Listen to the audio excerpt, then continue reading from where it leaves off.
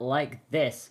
The two people with the buys, Riffa and Grimwood, they will take on the winner of Penzo versus Yoshi Bowser and Raziel versus Daza, respectively. And it is going to be Penzo versus Yoshi Bowser up first. So let me just find their lobby and we can join you all in there. Like I said, it's been a while since we saw Penzo in action. So just going to enter that code in and we are going to get ourselves readied up as we speak.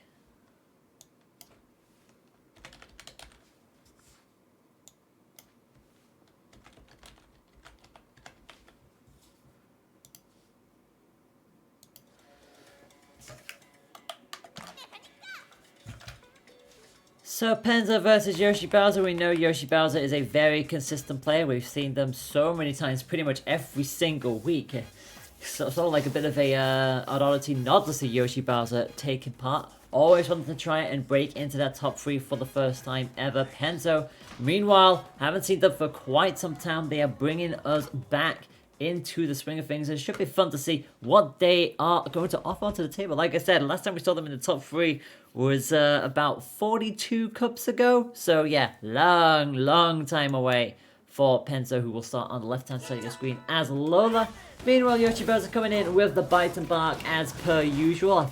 Again, it's a rarity to see Yoshi pick anything that isn't Bite and Bark, and Penzo going to start us up on Sparring Ring with the Hydra and the Lockjaw. Does get popped down in the end by the Hot Slaps and the electrical fully guided missile that is the Seiki, and Bark unfortunately going to take one on the nose, immediately down. No meat shield for Yoshi on this occasion, and immediately gets grabbed. Tries to go in with one of their own, but shut down by the Lockjaw.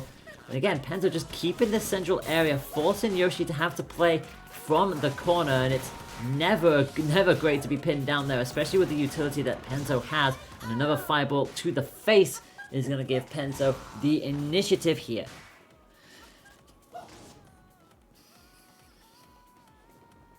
But yeah, Lockjaw is always one of those very dangerous arms there. He's going to get switched out.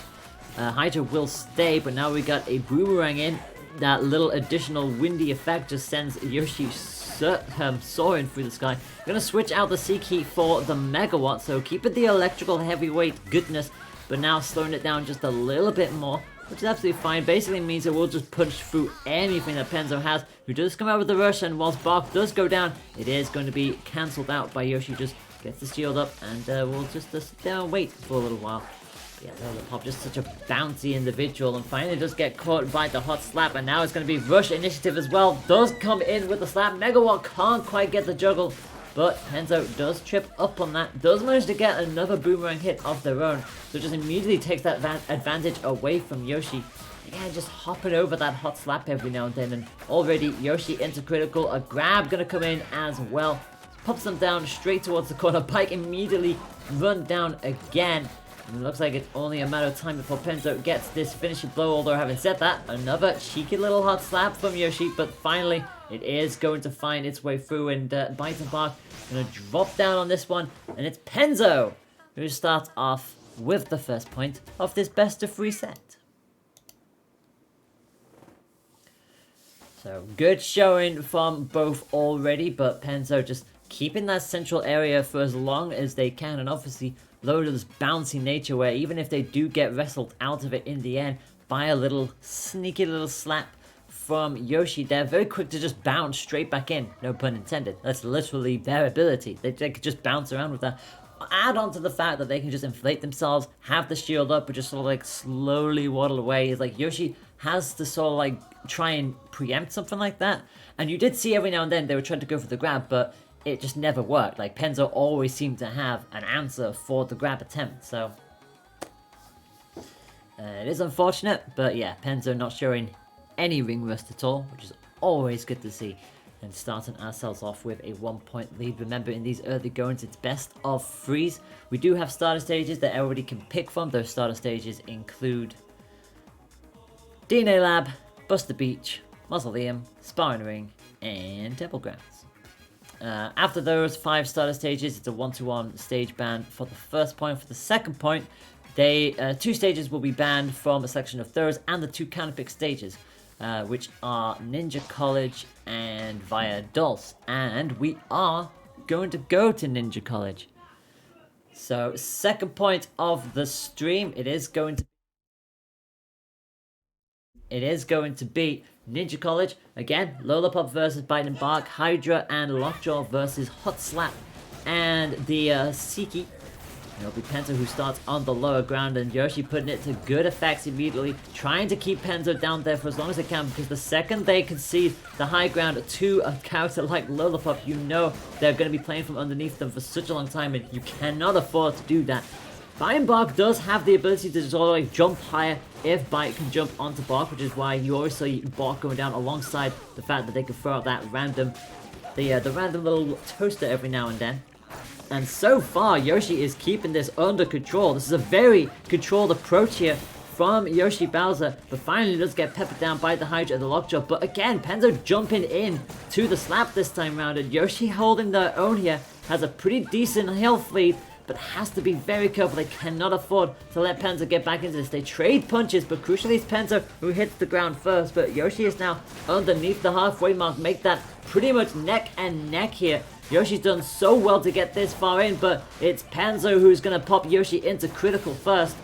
And if you're Yoshi, you're going to lose this out, and unfortunately they do. The rush is going to come out straight away. Penzo didn't really need to go for that, but decides that they just want to end it right there and then, and comes back from a pretty sizable health lead to turn the tides on Yoshi in the end.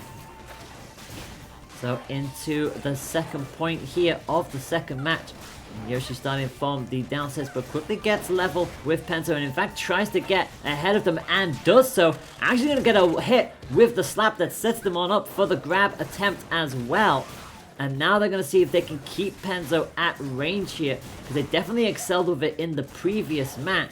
But Penzo will know exactly what they wanted to do, and again, pinning them into the corner, but this is going to be a massive amount of damage. 375, could not chase them for any further back, because Ninja College is one of those odd vertical stages where Penzo just fell completely out of reach for the rest of it. And again, it's going to be another juggle from Penzo. Takes the damage on the chin, and is going to win this by 2 points to 0. Very good showing from Yoshi Bowser, definitely improvement from the opening match.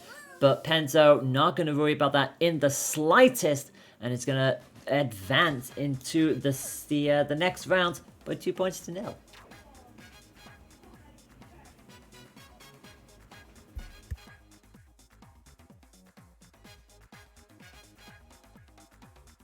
So round one is done and dusted, and with that it will be Penzo advancing on. They will go up against Riffa.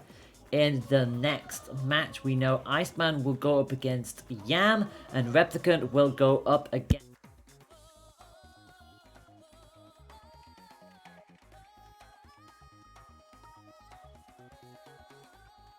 Do apologise for that. A little bit of a short circuit there. Not quite sure what happened there, but I think more voices can be heard, so I'll have to try and tweak the microphone a little bit, because that's picking up a little bit more.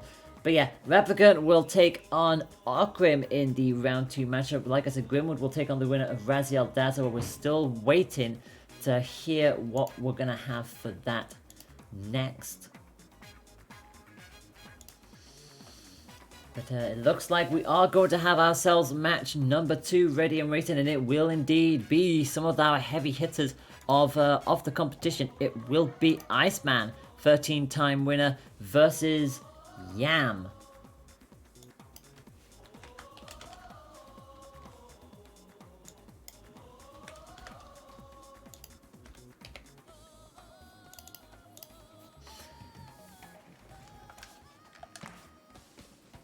So, while we get ourselves set up and ready, do remember that this is a double elimination tournament, so despite Yoshi going down by 2 points to 0, they are still in this. They will be waiting in the underground bracket. Remember, if they do lose down there, that will be their journey done and dusted.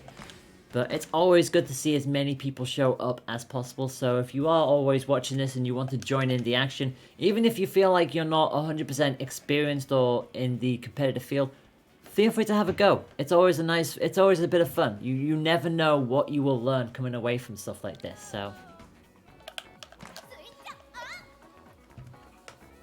And plus, if you want to try and join in a bit more consistently, you will learn with every single tournament that you enter. Plus, we have a nice friendly Discord that you can all have a little chit-chat on. And it looks like both of our combatants are pretty much set and ready to go. So,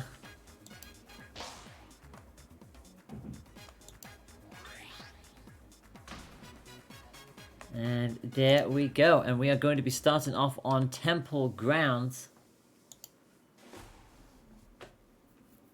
And it is going to be a Min Ditto. So, Min Quad, I do believe. I think that's pretty much how that goes. It will be Yam on the left-hand side of your screen and Iceman on the right. And immediately it's Iceman who gets caught with the Ice Dragon. Both coming in with pretty much a similar set of styles here. Both with the Ice Dragon on the right-hand side and both with a curved arm of some descript on the left. For Yam, it is the Phoenix, our fiery big bird. For Iceman, it is the Chakram, our wonderful stunned curvy disc. And again, just both of them trading laser blows back and forth for the time being. Temple Grounds, that nice little stage with the 4 pillars, gives them a little bit extra to dance around. And obviously both of these will like to try and play with range here, considering the fact they both have the dragon and curved utility. So they'll definitely have a nice bit of a chance to try and get some trick little shots in, especially around the pillars, but with only 2 left, it's going to slowly become a very open field, and it's going to be Yam who takes the initiative, goes for the rush first, nails it with 350, pops Iceman underneath the halfway mark, but is going to get caught with an Ice Dragon lick of Iceman's own, and a very, very odd grab, but it is going to connect. And does put Iceman into the driver's seat once again. Yam now fighting off into the corner. A 1-2 combo thanks to the Chakram stun and a grab as well. Baiting Yam out, letting them make the first move. And another Chakram hit is going to drop Yam. And despite a very good start, it's Iceman again. It seems to be the theme for the day already. Somebody taking the lead early on, only for the opponent to just come back and start to coast along. So we'll see if Iceman will do the same thing as Penzo did in the previous set, or if Yam is going to come back at them here. Again, they will take the first bit of damage from the dragon.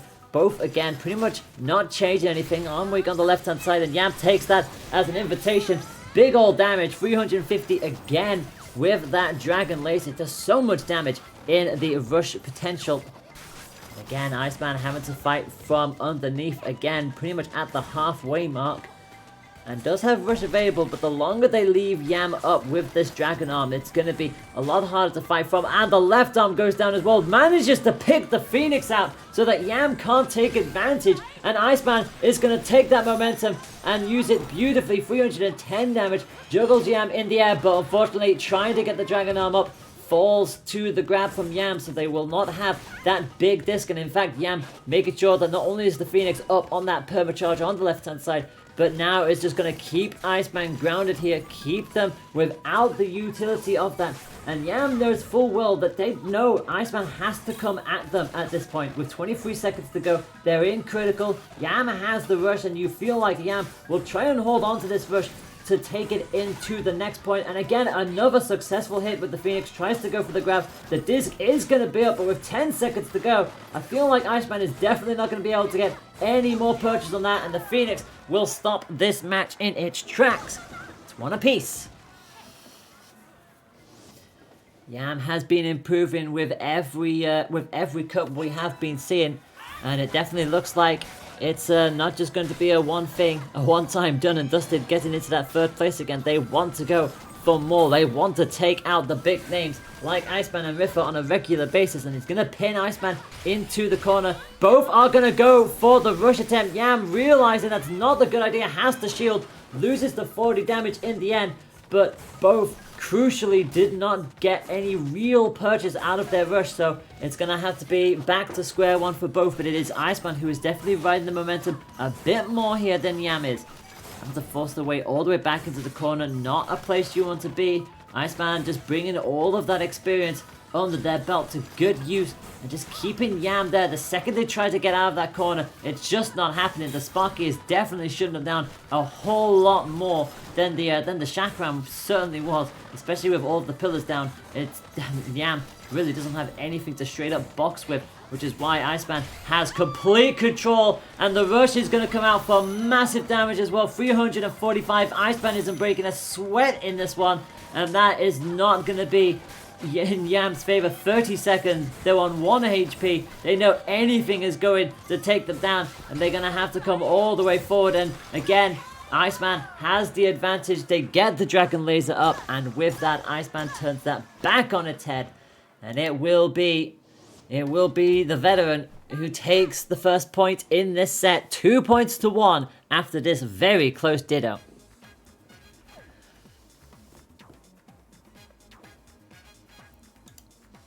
Like I said, Yam has had so many third places, four third places and 2 second places. Last time they made it to a final, I think it was the 39th edition, so they definitely want to try and punch their ticket. They want to get onto the winner's board, but as long as people like Riffer and Iceman continue to come in and show us why they are some of the more experienced players in this community, it's always going to be a hard mountain to climb. But Yam is doing incredibly well so far. 2 points to 1 as a loss in the first go round. Definitely keeping their own with Iceman, but has to find a way to be able to counter that Sparky, and they are going to bring a Parasol to the fight. Gonna pop up the big burb on the Dragon Arm on the left hand side, and does catch Iceman with the Parasol. And again, as long as that Parasol is charged and it hits, they've basically got 2 arms to disarm Iceman's perma-charged Sparky hit. So definitely going for a different tactic, and DNA Labs a significantly more open stage, especially with those 6 pillars. And again, waiting for Iceman to try and go for that grab, baited on out. The Parasol is so quick, it punches through it, and it pretty much leaves Iceman as a sitting duck. But having said that, a 1-2 punch combination. Tried to get a bit too aggressive, but again, Yam not going to mind that as much. Going to play the patient game as well, knowing full well that Iceman can sort of like lean up on their defense a little bit the second they start to try and go a little bit more aggro. But again, that Phoenix is incredibly hot. Never want to go up against it, and unfortunately just missing on that, but actually catches Iceman. They went to try and go for a counter rush to the side, but they didn't get there enough in time, and Iceman gets caught in the air. Great stoppage there from Yam, certainly against the run of play, and they're just looking for one more hit in these last 20 seconds and take the initiative in this second matchup, and they do so with the Parasol. Really good hold there from Yam.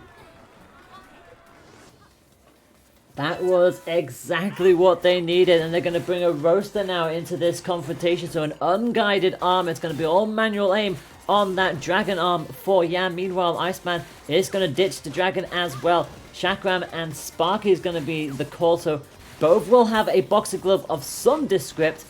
Yam trading that accuracy for power.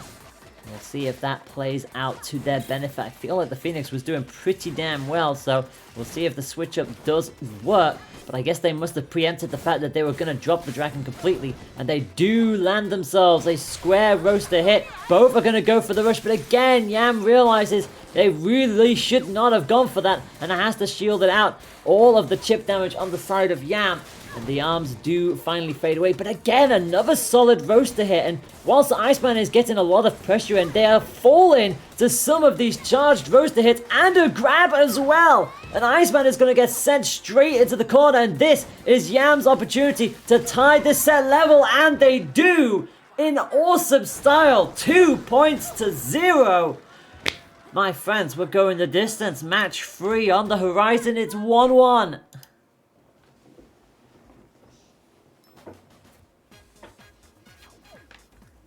An upset this early on would certainly send ripples around the tournament. Riffer has bested Pensa by 2 points to 0, and Replicant has bested Awkward by 2 points to 0. So 2 of our former winners are already in the semi-finals. And we know that Grimwood will be taking on Raziel after Raziel beat Daz at 2 points to 1. So we have seen a match free for the tournament bracket so far. But this will be the first one on stream. Yam could do the upset and send Iceman down, but Iceman is not going to have any of that. They win one Min Ditto, they lose the next one, and they go, you know what? It's time for some Rip and Girl action, and it's Buster Beach as well.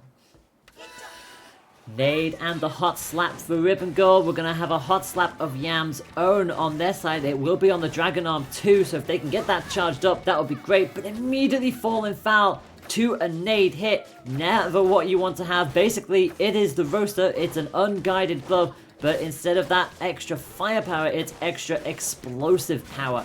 So never want to be on the receiving end of that. And again, never underestimate the AoE effects of those explosions. It can and will ruin your day at the worst possible moment. Yam with the first bits of damage against them at the moment. And it's Iceman just jumping around all over the place, forcing Yam into the hot pocket. Not where Yam wants to be, but not only did they manage to get out of that corner just in a nick of time, they get the shield up as well and get the slap up charged. And let's see if they can keep this up. They do finally get a hit against Iceman and catches them in mid-air before they can get moving. A bigger hitbox is always a danger and tries to go for the rush, but it's not going to happen. Iceman just about gets away from that, but again, sidesteps straight into another gigantic hot slap. And that is what Iceman has to be so careful of. That massive hitbox is rendering that added mobility that Ribbon Girl has pointless. So many successful hits with the slap, and whilst Iceman is getting a couple taps here and there, they're not the charged hits that they're looking for, which means, as a result, Yam is just up and completely fine. 10 seconds left on the clock. Iceman pretty much on the cusp of critical. They know full well they're not going to be able to take this at this point. 5 seconds on the clock. Even a rush would not turn the heels around here, and Yam knows it. They're on set point. Yam is on set point against Iceman. The hot slap has been beautifully done there from Yam. So many successful hits with that.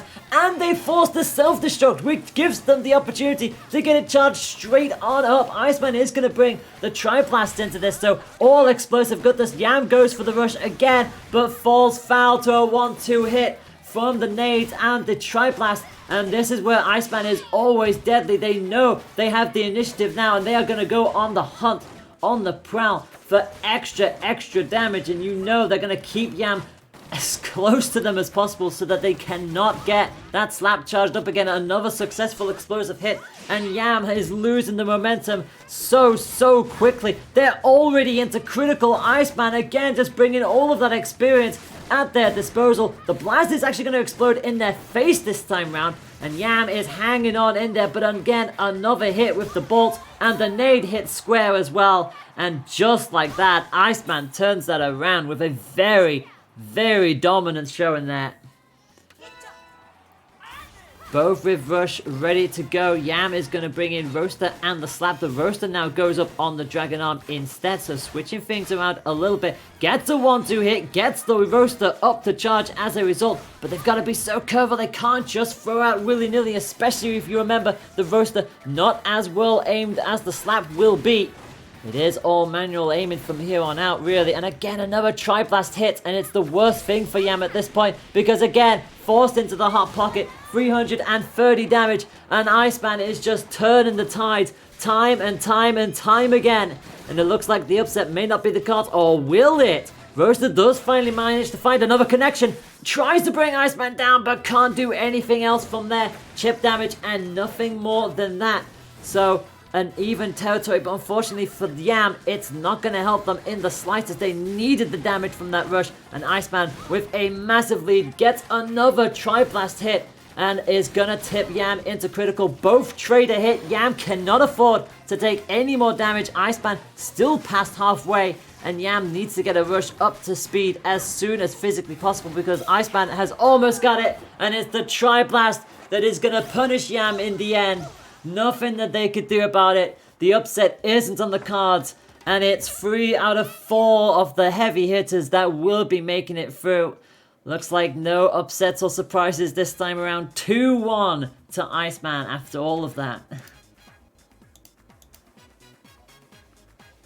Unfortunately for Yam, the rushes just did not go their way in that fight. Ribbon Girl is such a hard target to pin down, where every single time you feel like you've got them in a position where you can rush and hit them absolutely fine, Iceman just reveals, oh wait, I still have one more movement slot for my Ribbon Girl, and just immediately scuttles on out of the way. And it's just how it goes sometimes. So with that being said, it is going to be Iceman versus Riffa.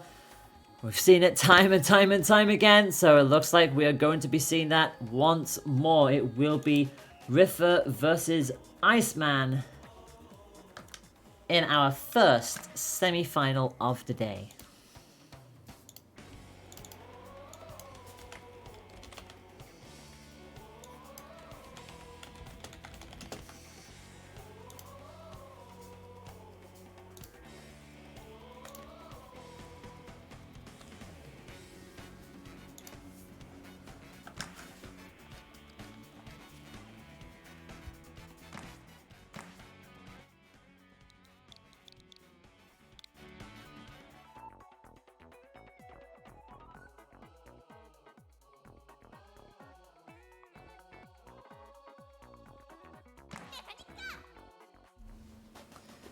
So both of our participants are already set to go. I don't think I really need to spell out just how amazingly good these two players are. Riffa with 18 championship wins, Iceman with 13. The stats speak for themselves. These are two of the best players in this community. Riffa will be coming in with Helix, Iceman coming in with Ribbon Gold. We will be starting ourselves off on Spawn Ring. It is still best of 3, so do not worry about that. The best of 5s will be coming, but they will come in winners final. We've got this to go through first. Riffa on the left hand side of your screen, Popper and the Boomerang. Iceman on the right hand side of your screen, an all fiery loadout, Toaster and the hottest of Slap. Which one of these two will book their tickets into winners final and guarantee themselves into top 3 yet again? It's always the way between these two, but in either case, someone will drop down into the underground bracket earlier than the other, and it will be Riffa who gets caught with the hot slap and is going to get grabbed as well. Or long pink Tower of Doom. It's a very flexible character, always can dip down, always can extend as high as they'd like to, and that Popper does cover a lot of ground, so it will try to keep Ribbon Girl grounded if possible. But having said that, we've seen how Iceman plays Ribbon Girl. They are a very hard target to hit at the best of times, and the rush is going to come out for both, but it will be Iceman with the advantage first. Gets Riffa into critical and is going to ground them down rapidly, keep them into that corner if possible, gets the grab from midair and is going to take the first point in this matchup.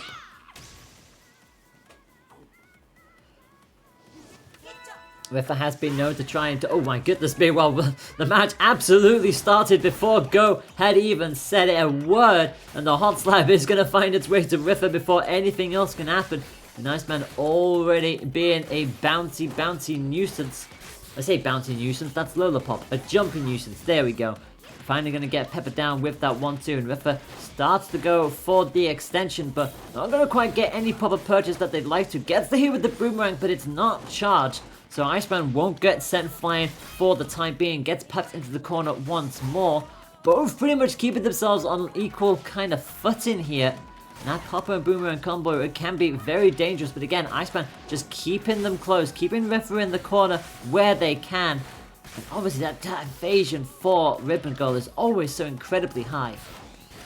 Hot slap just whizzing past Felix's head. Again, can be as short a target as they want or as tall a target. And we know Riffa does like to try and learn more characters outside of their mains, and obviously we know their mains comfortably are Ninjara and Misango respectively, so it's always nice to see them come in with different characters. Rush will come out from Iceman, but nothing on that one, just chip damage and nothing more. Riffa with the rush ready to go on the cusp of critical, knows full well they have to go and do something here to keep themselves alive in this first round. Armweak on the left hand side, trying to find purchase, does find it with the Popper. 10 seconds on the clock. Iceman knows they can't afford to really take any more damage at this point. The rush will come out, and Iceman is just going to glide perfectly around the whole lot of it. A hot slap for good measure, and Iceman is going to be taking the lead. 1-0 after a 2-0 matchup. So the semi-final is going into Iceman's way for the time being, and we can let you know that all 4 former winners are in the semi-final. So like I said, no shocks or upsets this time around. Why is it the second I cannot cast a challenge cup, all bets are off. Every single upset imaginable just happens, and I don't get to see it. And the second I come back, it's back to business as usual. Not complaining, that's how these tournaments go sometimes.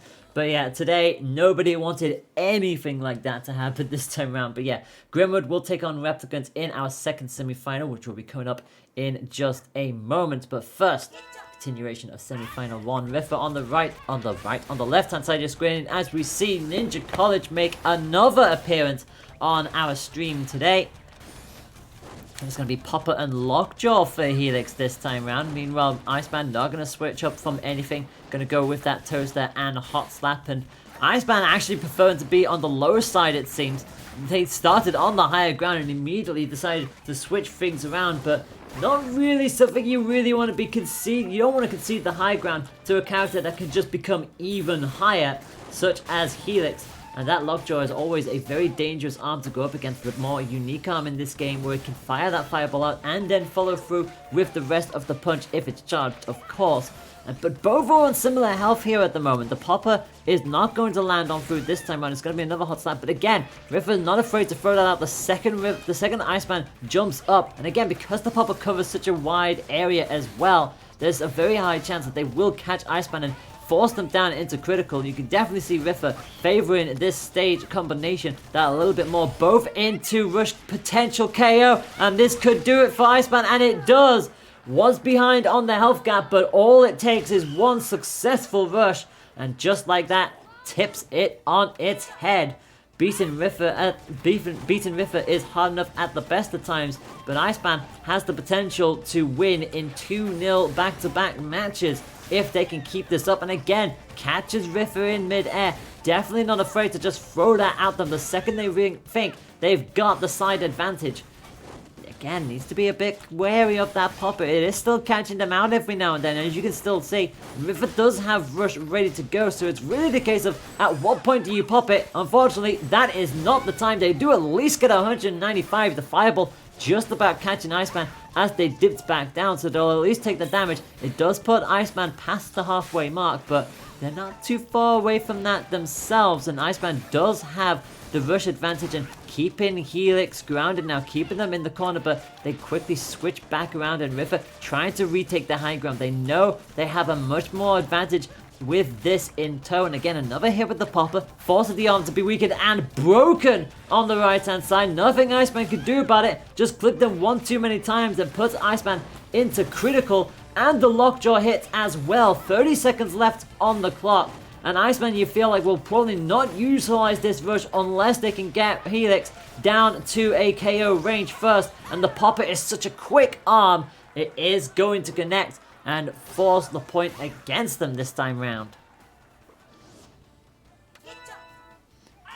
So, Iceman will start with the high ground advantage this time around, both with Rush at the start, but again, it's the Popper that seems to be Iceman's Achilles heel at this point. Riffa not afraid to just throw it out at any opportunity, and because it's such a quick arm, yes, it can be punched through by anything, but at the same time, if you do not hit it, it's so quick, it really just cancels the whole thing out. Another big time rush from Iceman, 340 damage. They will be the first ones to blink and have enough range to be able to get out of the way of the Lockjaw that's incoming. The slap couldn't quite find a connection. They tried to go for it a second time, which was brave in and of itself, considering the fact the rush was already well on its way to them.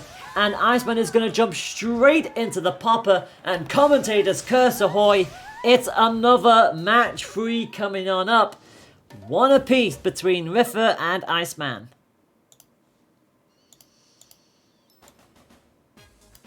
Iceman is determined to try and close that gap between the two of them in the standings. Like I said, Iceman is 5 wins behind Riffa, 18 versus 13 respectively. And Iceman, they did manage to take that first point, but Riffa just, with every single hit in that match, just started to come back into the zone more and more. Ninja College favors a character like Helix so well.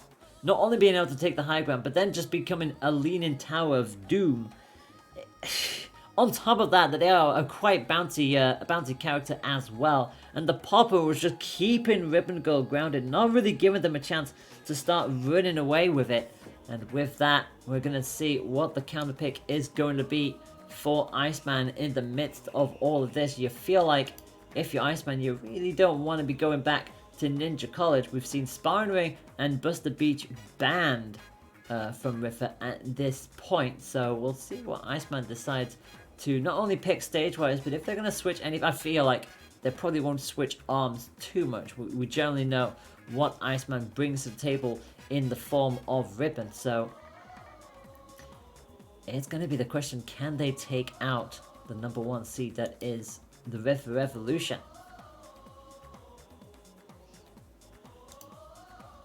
And Iceman taking a little bit of time to think about this. So whilst we wait for that decision, we can inform you that we have lost Yoshi Bowser and Dazza from this competition, both falling 2 points to 0 against Okrim and Yam respectively. So Underground Round 2 will be underway. Razia will take on Okrim, Penzo will take on Yam, and that's going to be a harsh one, Penzo versus Yam, because both of these two have a top 3 in mind, but only one of them is going to be able to get food out there, so that's unfortunate to see them going at it at that kind of an early stage, with bearing in mind the loss will mean one of those will be out of this competition until the next 2 weeks, so it'll be interesting to see how that one develops. Meanwhile, up back here into the semi-final, Helix again for Riffa, but it's going to be a character change for Iceman. We're going to see the Ribbon Girl dropped into Min Min, and we are going to Temple Ground. Chakram and Ice Dragon Ahoy immediately gets a stun onto Riffa, and obviously the disc, the second that gets perma-charged up, that is going to be something that Helix will absolutely fear. Yes, they will be able to at least shrink around it, but in terms of being a leaning tower, that will just make themselves an even bigger hitbox for that big old spinny disc of stuns. Again, as long as Iceman could just keep this at bay, and especially since we know that the Dragon excels so much more at range. And again, look at that. The 1-2 hit from Iceman just finding their purchase. But again, Riffa not afraid to lead in with their own. The Lockjaw just juggling Iceman in the air, robs them of that Chakram. So as long as they can keep that out of bay, they have a chance to get themselves into this confrontation, pinning Iceman into the corner, bringing in that barrage of the Popper and the Fireball. But they are still falling foul of that Chakram, which I think they know that they're going to be weak to. And another successful hit, but baits out the grab attempt, gets a rush. Unfortunately, the pillar inadvertently saving Iceman there, and another lick of ice from the Dragon is going to give them the chance to get that disc charged right back on up. So no sooner had Riffa found momentum, just a moment like that takes it all away from them. But having said that though, they are now both into critical with 20 seconds left on the clock, and Iceman does have rush. The question is, will Riffa bait it out? The answer is no, because it's once again the Chakram that finds its way around. So set point for Iceman as the boomerang now is going to come out. So clearly Riffa knows they have to try and find a way of countering that Chakram. So they bring in a curved arm of their own. And the Lockjaw will remain at their disposal. Pretty much all of the pillars are down at this point, and both with a rush ready to go. Boomerang will find its mark on Iceman, gets the first damage, keeps that Chakram downgraded, but Iceman quickly turns the tides. And again, the second you see Riffa hit the deck, Iceman is so quick to get that arm back up to its permacharge state. Riffa gonna hop on over the Dragon Laser, tries to close this gap in. They know full well that the Dragon does not excel well, but having said that, the closer they go, the more of a chance that Chakram will hit, but the rush will come on through. 375 damage takes Iceman all the way into the corner and gives them their health lead as well. Another solid 1-2 hit from Riffa as Iceman tries to take back the central area, but again, extends out for the grab. Riffa is far enough away to be able to deal with that. Iceman dips into critical position, at least gets a tag with the Dragon, and another successful hit. Now, Iceman does have rush here, so this will be a very crucial moment of this matchup if they can land it, and the answer is they do! And it is going to be Riffa who drops into the underground bracket first. Iceman gets the better of Riffa this time out. Close set all the way through, but it's Iceman who wins by 2 points to 1.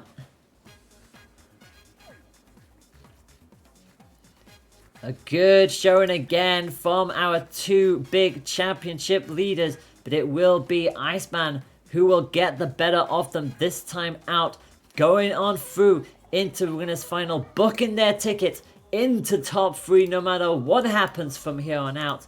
And as they await now the winner of our second semi-final, which will be between Grimwood and Replicant.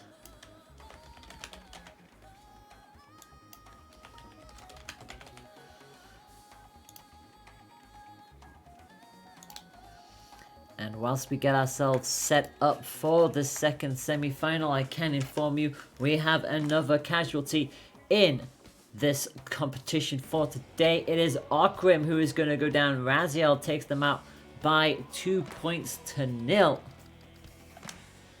So we already know what one of the underground round 3 matches is going to be. It's going to be Riffa versus Raziel. So Raziel's reward is going to be going up against the number 1 seed, the River Revolution himself. And it's always going to be a very dangerous matchup to go up against, but we'll see what happens down there. We'll keep you up to date as to the results when we get them. Meanwhile, semi-final number 2, Grimwood and Replicant. Grimwood a 7-time winner, Replicant a 3-time winner. Definitely wants to put themselves back on the board, back into contention. They've both had their fair share of second and third places. Replicant with more third places, but Grimwood with more second places. And you know they will both be eyeing up a grand final position, knowing full well that Iceman awaits them in winners final. We have one other match as well that we'll be keeping an eye on in the underground bracket. That is Penzo Yam. That match has not finished reporting yet. I can only imagine that that will go the distance in that set. Those two are incredibly great players. And the loser of this matchup, Grimwood versus Replicant, will take on the winner of Penzo Yam. So a lot at stake at this point. And Grimwood is going to be bringing us a Yoshi Bowser special, it seems, as it's going to be Lollipop versus Bite and Bark. Replicant with the Lollipop, Hydra and Power Baller, so our electrifying variant of the Power Soul. Meanwhile, Grimwood is coming in with the Boomerang and the Toaster, along with our lovely Boit and Bork, our little Borky Doggy. And it is going to be Grimwood who gets the initiative against Replicant in the early goings. And again, the second Bark gets knocked down. Bite basically has no abilities of their own, so very much heavily relying on Bark to stay up where they can, and which is why you see Replicant throwing out the Hydra every now and then just to try and keep that doggo down. It robs them of that additional Toaster Glove. It robs them of the chance for Bite to get completely up in the air, and it also robs them of that additional little shield as well.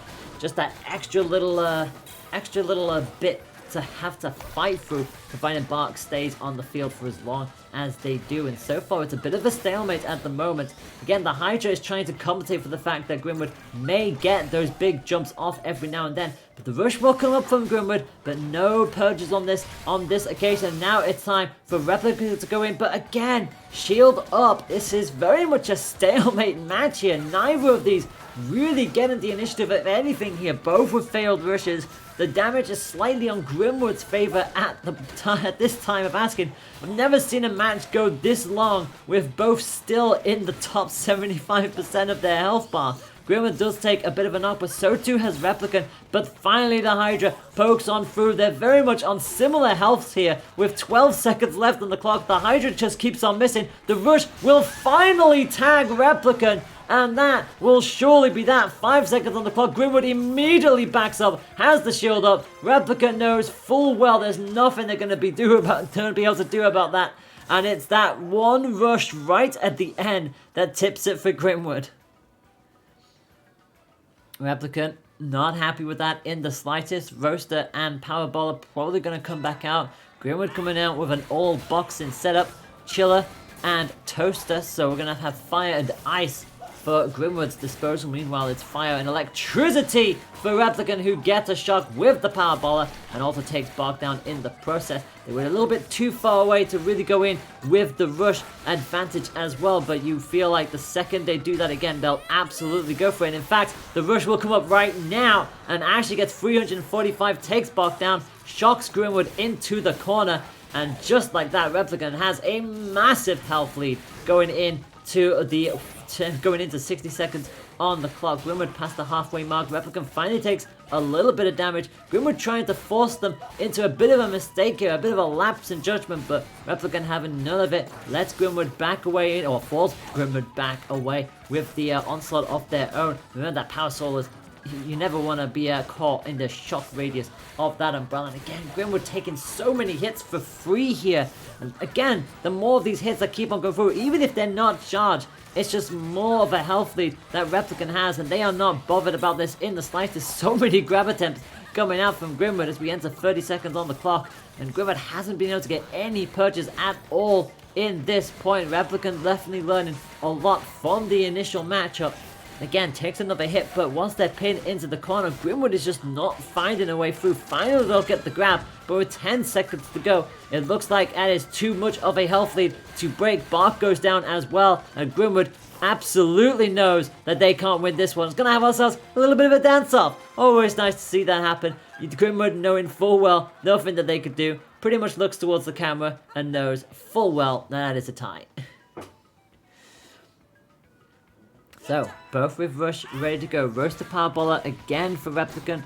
Meanwhile, it is going to be Toaster and the Boomerang. So, yeah, Chiller absolutely did not work for Grimwood in the slightest. They have to try and curve around these arms and find another way through. And they will indeed do exactly that. Toaster does manage to land onto Lola. Gets another little bit of a tag as well. This definitely working a lot more in Grimwood's favor. Finally falls to a roaster hit, but the rush is going to come out. Immediately saw Replicant extend just a little too far and immediately punishes them. Gets them onto the cusp of critical, and Replicant not only can't find anything with their rush, but gets picked down as well. Grimwood just knows exactly when to strike. When Replicant is extended like that, the chip damage sends Replicant into critical, and this barrage from Grimwood is just proving too much for Replicant here. 45 seconds on the clock, they've got a mountain to climb, and Grimwood is going to get a grab in the midst of it all. A hit from anything will do it, and Grimwood knows they have the rush to boot as well, and that is all it's going to take. Whilst Bark does go down, it's the Boomerang that comes swirling on in. And that is going to be a win for Bite and Bark. It's Grimwood taking the first point.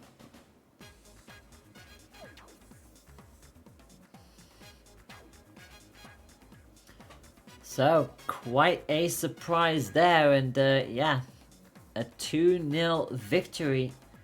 I say 2-0 victory. A 2-1 victory, sorry, for Grimwood in that matchup. In a very close match there, but that is just how it is. And Raziel is going to get themselves eliminated. I love the fact that we went through 1 point. Penzo and Yam still don't have an update, but Riffer's already beaten Raziel by 2 points to 0. So that tells you everything about how quick the Riffer fight was. I did say fighting Riffer was hard at the best of times, and yeah, everybody finds out the second they go up against Riffer. Just, it's why we call him the Riffer Revolution. Replicant coming in with the Lola again, Hydra, and we're going to have the Homie this time around, the non-electrical variant of the missile. Meanwhile, Grimwood continues with the Boyton Bork, Hydra and Boomerang again, but getting caught by the explosions this time around. I love the fact that we're staying on temple ground as well. Normally when we stay on a stage in this competition, it's normally because people are choosing to stay on Mausoleum and nothing else. So nice to see a different change of pace for that category. Both of our fighters just exchanging blows at this point in time. Bark dropping on down again, and Replicant cannot afford to really fall down to Boyton Bork 2 times in a row.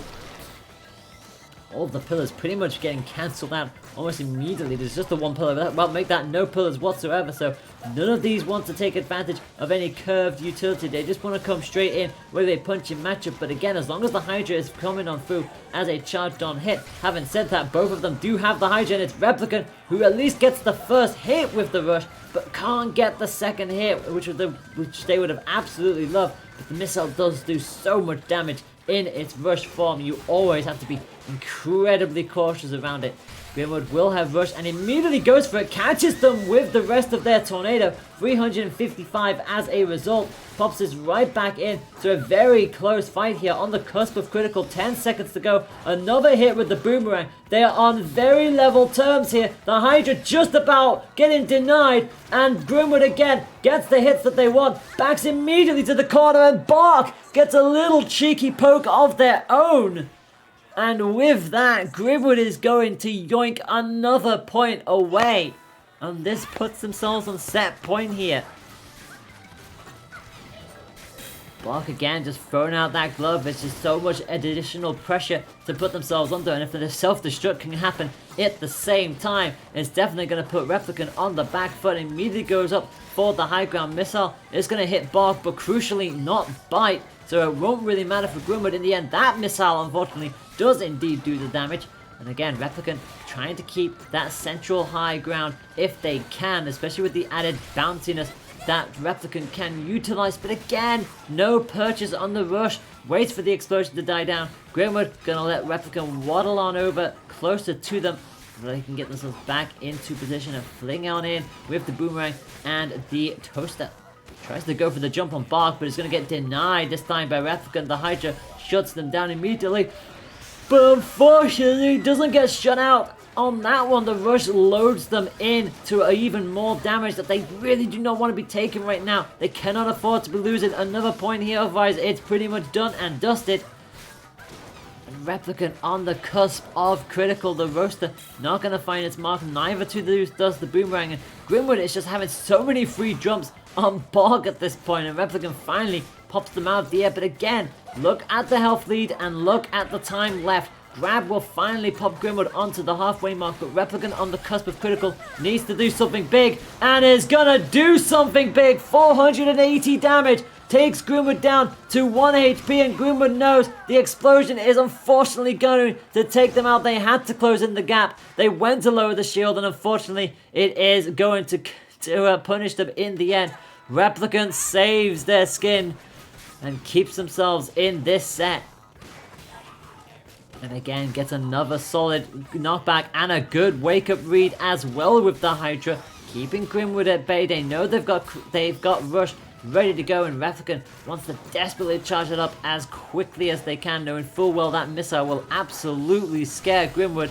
But the rush is going to come out. They overcommitted with the hits, 330 damage. It's exactly what Grimwood needed, but now they need to make sure they get the read on this rush. They don't allow Replicant a chance to really go for this. Another quick little 1-2 hit, and Bark goes down at the same time. Boomerang will bounce off the shield, try to go for the punish with the Hydra, missed it, and then wisely shields out the rest of it. Very smooth move there from Grimwood. The second they realized they couldn't get the counter, had to make sure they did not take a missile rush to the face. It's so much damage. You saw how much damage it did last time round. They really don't want to lose it that way. 40 seconds left on the clock. Another successful Hydra pick. Replicant trying to fling everything at the table, but Grimwood just biding their time, waiting for that side advantage where they can finally fling on through with the Hydra, catch Lollipop on the back foot, and that's exactly what's happening here. Another missile off the shield. 20 seconds left on the clock. Rush is going to come out. It may not do the damage, but it just about keeps them in the lead. But Replicant has rushed now and scores with the Hydra. Both on similar healths here, but you feel like the advantage is definitely on Replicant's side. They're going to go for this rush and hit it. Won't get the explosion. 4 seconds on the clock. There's nothing Grimwood could do at this stage. They'll try to grab, but to no avail. And Replicant puts themselves right back into this matchup. It's 1 apiece.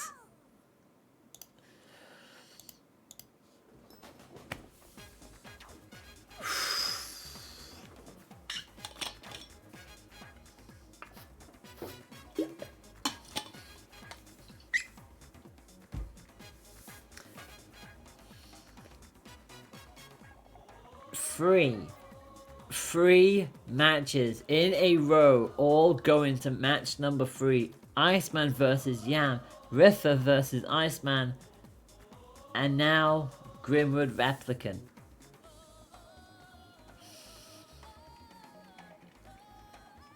Who'd have thought that Grimwood would be making Bite and Bark work this well? Like, we've seen Bite and Bark so many times. Like, every single time we see Yoshi Bowser stream, it's always Bite and Bark. But we never really see Bite and Bark on show like this.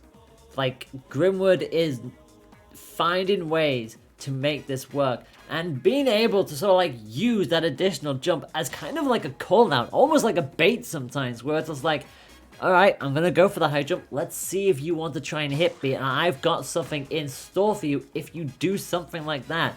It's an interesting tactic to see this being utilized like this, and it's certainly keeping Replicant on guard. And we got a Scully in that back pocket for Grimwood, and I wonder if we will see it. We will see it.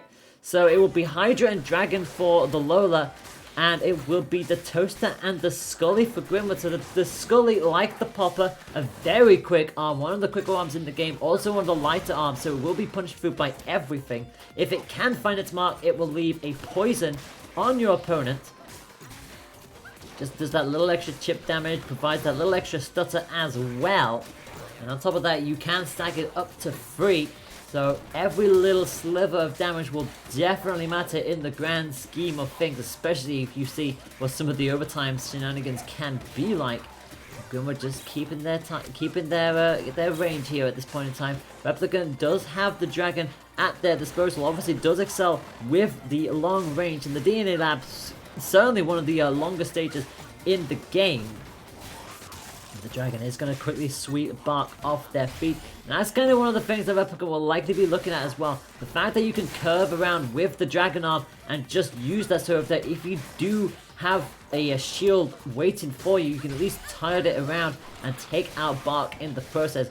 Both combatants not scoring anything with their respective rushes, just chip damage and nothing more. As Grimwood is going to find themselves knocked down. Couldn't quite get the jump. I think Bark was just a little bit off kilter there. So couldn't quite get the bounce they were looking for, but it doesn't matter. They do get a 1-2 punch, shutting down the Dragon and actually being incredibly aggressive here. Have managed to riddle this right back down and scores with the rush with 10 seconds left to go. Replicant doesn't even have a rush ready at all, so they have to come all the way in. 3 seconds left on the clock. Grimwood is just going to shield this. The grab will come through, but it won't do enough damage. And Grimwood, again, just biding their time, being a very patient doggo, and just came in with 1-2 after 1-2, and that rush, which just completely caught Replicant on the back foot, and it means it's set point for Grimwood again. The Popper is now going to come out for Grimwood alongside that Toaster, so clearly thinking that Scully wasn't quite doing as much as they would have liked to in the midst of all that. Gets tagged for a little bit on the rush, but gets the shield up for the second half, which is absolutely crucial. Replicant having ditched the Dragon as well, so both going for a slightly different style of play here. Now Phoenix coupled in with the Hydra, so pretty much every arm in this competition is a fiery arm, with the exception of the Popper, which is still incredibly quick, and 300 damage from that rush puts Grimwood straight back into contention in this matchup. Replicant's got it all to do if they want to find a way of tagging down this Bite and Bark and not letting them through into winners final. They're doing everything they can, throwing every single burb and Hydra hit, and finally it does go through, catches Bark in the midst of it, and also pegs Bite the second they go for the jump as well. Some very good reads from Replicant. The rush again hits the first half of it, but can't land the second. It just grazes them enough for them to get the shield up.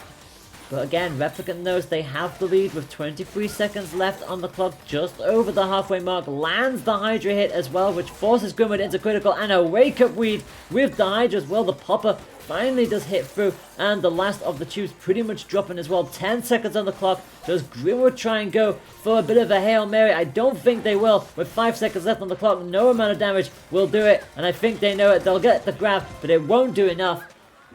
Oh my goodness me, we are going to the final point of match 3 between these two. everything to play for. A place in the top 3 guaranteed for the winner. A confrontation with Iceman in the winner's final is at stake. The Popper and the Toaster of Bite and Bark versus the Hydra and the Phoenix of Lollipop. And so far it's Replicant who took the initial bit of damage, but the Phoenix will find its mark this time round. Rush will land. Grimwood drops down past that 75% and on the cusp of the halfway mark. So a good start from Replicant, but they need to make sure they don't take damage from this version. They do. 330 quickly pops them right back down onto a square level, but the mid-air fight goes the way of Replicant this time round. Just a little too close, and the Hydra was always going to be a nuisance for Bite and Bark. A very close matchup between these two. Certainly the closest we've seen all day so far. The Toaster does finally manage to come on through, but it's Replicant who has the rush ready to go first. Grimwood only just underneath the halfway mark, and Reed successfully with the Popper, catching Replicant right as they left this field of view from that tube. Really good call from Grimwood. 30 seconds on the clock. Hydra gonna bounce off the shield for the time being. Waddling away across the steps. Who is going to blink first in terms of this upcoming rush exchange? Both are in KO range for their respective rushes, and it is gonna be Grimwood who is gonna get it. The rush comes out first. They completely caught Replicant by surprise, and it's Bite and Bark who win this exchange. It's a 2-1 set for Grimwood. Goodness me, what a showing.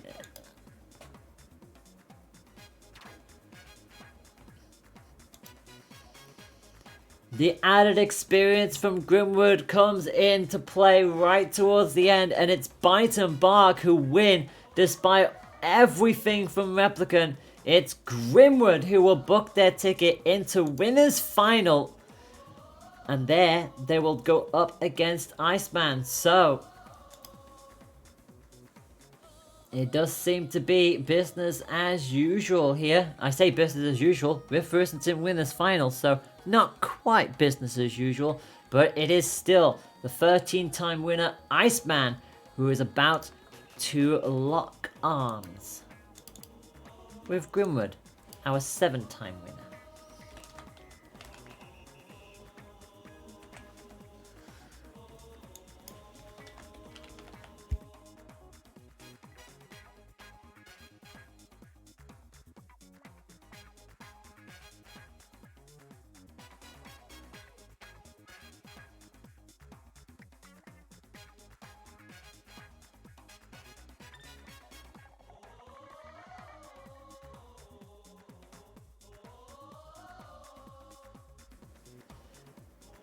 And we do have a update from the underground bracket. We know Riffer has made it to top 4. They did take out Raziel by 2 points to 0. But between Penzo and Yam, as I did predict, it did go the distance. And it was Yam who was able to take out Penzo by 2 points to 1. So the other underground quarterfinal matchup will be between Replicant and Yam. Now, if Yam can find a way of upsetting the balance and taking out Replicant, it will mean that the top 4 will not consist of all 4 former winners. But if Replicant can do it, then it will be the top 4 as you'd pretty much expect.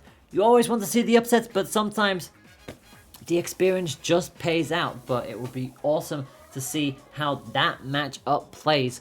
Bearing in mind the winner of that will take on Riffer for a chance to make it in the top 3 and into the underground final. But here on out, it is time for our first best of 5 of the day. Winners final. Grimwood will be coming in as Bite and Bark on the left-hand side of your screen. Iceman on the right-hand side of your screen as Ribbon Girl. Our first protocol is Mausoleum. I hope you're all sitting comfortably. This should be a fun ride. It is going to be the Coolerang coming in for Grimwood to go alongside that Toaster. In fact, Iceman brings a Toaster to the fight as well. We've seen this all fiery loadout from Iceman before, the Toaster and the Hot Slap. So it's going to be interesting to see how Grimwood does this. Obviously, Iceman does not really play against the Bite and Barks that often, considering the fact that, you know, not many people choose to play with the Boyton Bulk. Yoshi has been doing so well with them, and Grimwood has been taking it to a whole other level, and so far, they're keeping Ribbon Girl at bay. Finally does get caught out by a little bit of a toaster hit from Iceman, and again, they do have a cool rank to try and somewhat negate the curvy nature of that hot slap, but again, it is still finding its way around, and another grab. Good rake up read for Iceman there, and again, another successful curve. It's just going to keep Grimwood at bay for the time being. Again, keeping that central area. Grimwood tries to go for the rush, actually does hit it, gets 290 with it, so gets them somewhat in this matchup. But Iceman still with rush on their side of the field, and Grimwood is just using Bark to just continue to have the high ground and keep that air superiority somewhat. Iceman choosing to try and just hit Bark, trying to hit Bite, but finally gets Bark. But look at how much damage Grimwood has managed to chip away on their side of the field. Quite missing the jump there. I think Bark went down just in a nick of time, but with 10 seconds to go, these two are practically level. And Iceman says, I'm not having any of that. The rush will come out, do chip damage, sends Grimwood into critical, knowing full well they have to find a way through, but they can't. Oh, they can't do it. Oh, Grimwood chose to go for the rush, and unfortunately, you don't rush against the retreating Ribbon Girl. It just never works for you. She's too agile. And as a result, not only do both start without the rush, it's Iceman who starts with the initiative, who gets that first point, as a result, undoing all of the hard work that Grimwood put into that matchup. And again, now finally caught out by that flamed up toaster. The platform getting a little bit weakened, but I don't think we'll be seeing the trampoline anytime soon. And so far, Iceman is now just trying to ring circles around Grimwood, not give them a chance to start utilizing Bark in any way that they've been doing up to this point, but does manage to get themselves another successful popper hit, and now back to the jumpy, bouncy shenanigans, and again another successful hit with the popper. Grimwood doing everything they can to try and turn this entire matchup on its head, but unfortunately getting a little bit too close to Iceman there, who saw the initiative, went for the rush, got every bit of it that they wanted to, and now they have the health lead back. Grimwood into critical with 33 seconds left on the clock. They know they cannot afford to take any more of these slaps. Manages to get Iceman into critical, and another Coolerang shot, and gets the grab. Crucially, they get the grab to tie this up. Well, how about that? Grimwood not out of this yet. Iceman was expecting something else that time round, kept the shield up, but instead it was the grab this time round, and Iceman could not get any purchase with it. But again, Iceman was already well on their way to the side when that rush came out. So no purchase for Grimwood. They do at least get a hit with the Coolerang, and poor Bark tries to come back to their owner, but immediately gets stamped from behind by Ribbon Girl, which to be fair is what you'd expect. Again, Iceman with that Trap Blast definitely providing that much more of an annoyance for Bite and Bark here. So much more of an area covered with those bolts, and it pretty much means every time it goes out, Bark is very much in danger of going down, which is exactly what Iceman is probably hoping for. Gets the high ground, gets the rush as well, pops Grimwood into critical. And Iceman is in control now at this point. You feel like the second they've switched to that Tri-Blast, it's been a completely different matchup here. But Grimwood not showing any fear, still coming in with these Coolerang hits and these popper hits. And despite not really getting anything with the rush, it's still very much in this. Although having said that, that 1-2 combo is going to again take it away from them. But they're still landing some of their own, both in critical. But crucially, Grimwood cannot take any more damage. Gets another Coolerang hit. Jumps over the Tri-Blast, a slight bit of damage from the explosion. But they get the grab! I don't believe they got the grab! Grimwood gets a point out of this! Grimwood takes the lead with a 1-0 lead in this winners final. How have they done that?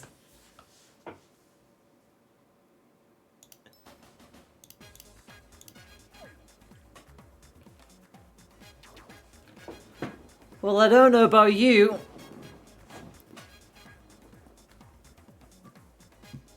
but this is going against the run of the meta, of that there is no doubt. Grimwood scores a point in winners final against Iceman.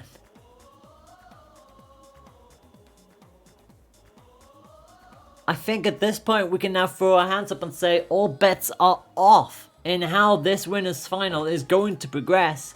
I don't think anybody expected this. But I'll tell you right now, the shockwave this will send if Grimwood wins this set with Bite and Bark will be astronomical. We are going to go into DNA Labs. Min Min is going to come out instead of Ribbon Girl. And lo and behold, if it's DNA Labs, you're going to see the dragon out. Shakram and Ice Dragon. Shakram, of course, being on the perma-charged arm. And Grimwood is coming in with all gloves ablaze. Two toasters at their disposal. And Iceman trying to get that Shakram up to perma-charged potential.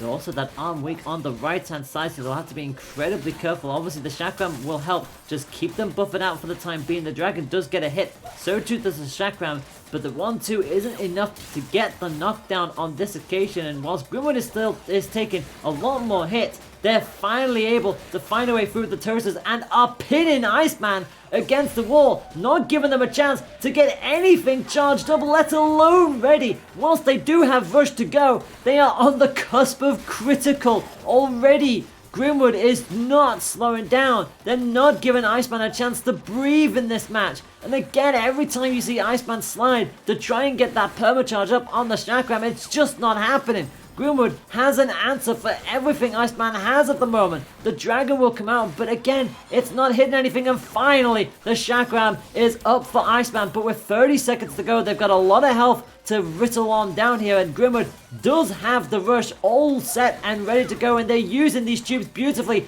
Another successful knockdown with the toaster robs Iceman off the Shakram.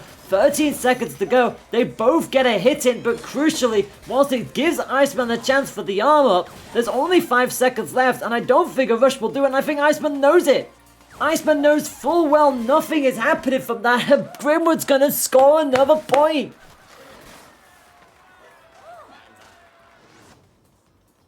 Grimwood didn't look like they were in any position to lose that point there. They're going to ditch the double toasters now. And goodness me, what a call that was. They went for the counter rush. They didn't get all of it at all.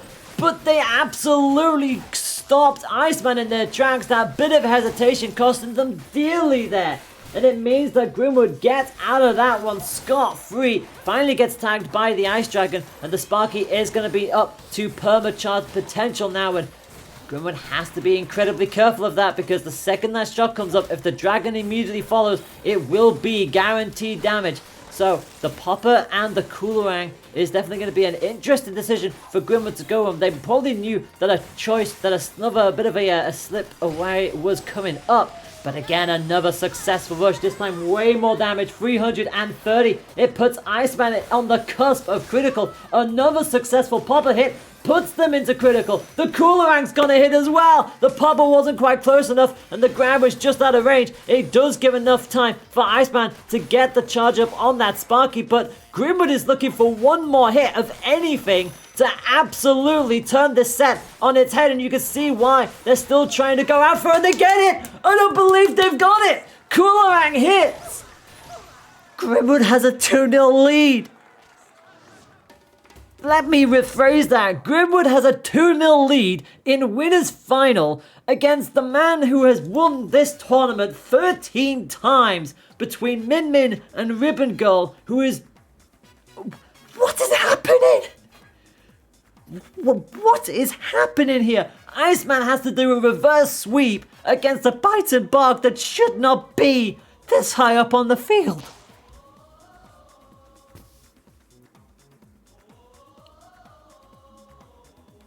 I don't believe what I'm seeing here. I do not believe what I'm seeing here. We are going to see a third switch up from Iceman. So we've gone from Ribbon to Min Min, now to Springtron, back onto DNA Labs, no dragons inside, and Iceman says, okay, fine, all bolts, nothing else.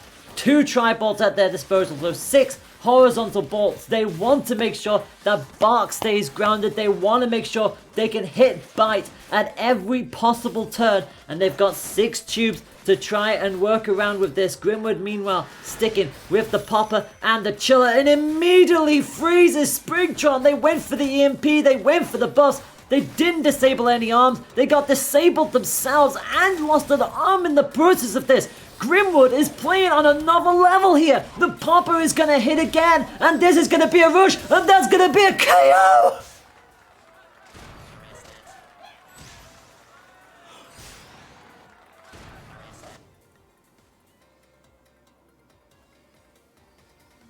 This isn't happening.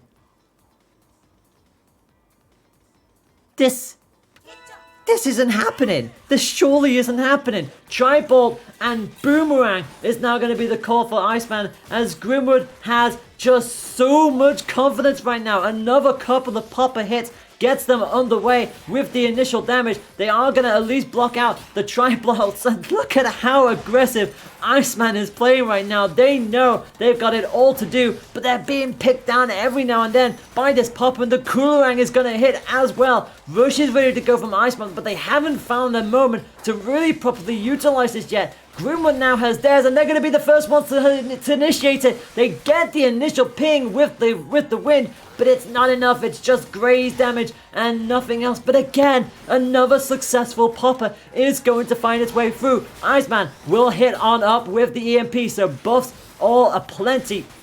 And you just see how quickly Springtron runs around, but again, falls foul of another perfect read from Grimwood, who now puts Iceman into critical condition. This is going to be a monumental upset if this can come round, because it will shift the meta on its absolute head. It will absolutely prove that any character can do the business at the top level of a competitive field. Iceman will pop up the EMP once again, 20 seconds on the clock. Grimwood's going to go for the rush, but so too is Iceman. It pops Grimwood into critical, but it won't be enough to KO, but it gives them lead, and that is the most crucial part about this. Tribal will hit. Iceman gets tagged by the Toaster. 5 seconds on the clock. Coolerang is not going to miss. They're using that tube to just give themselves a little bit of extra time, and finally take a point away.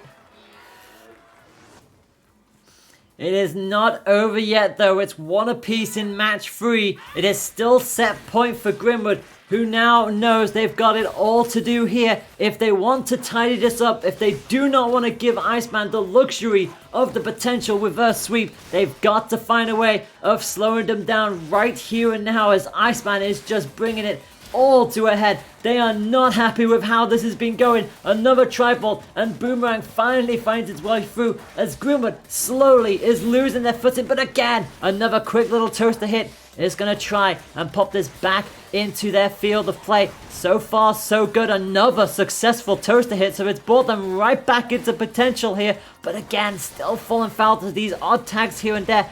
But the Toaster is being so consistent in this matchup. A very much more laid-back approach.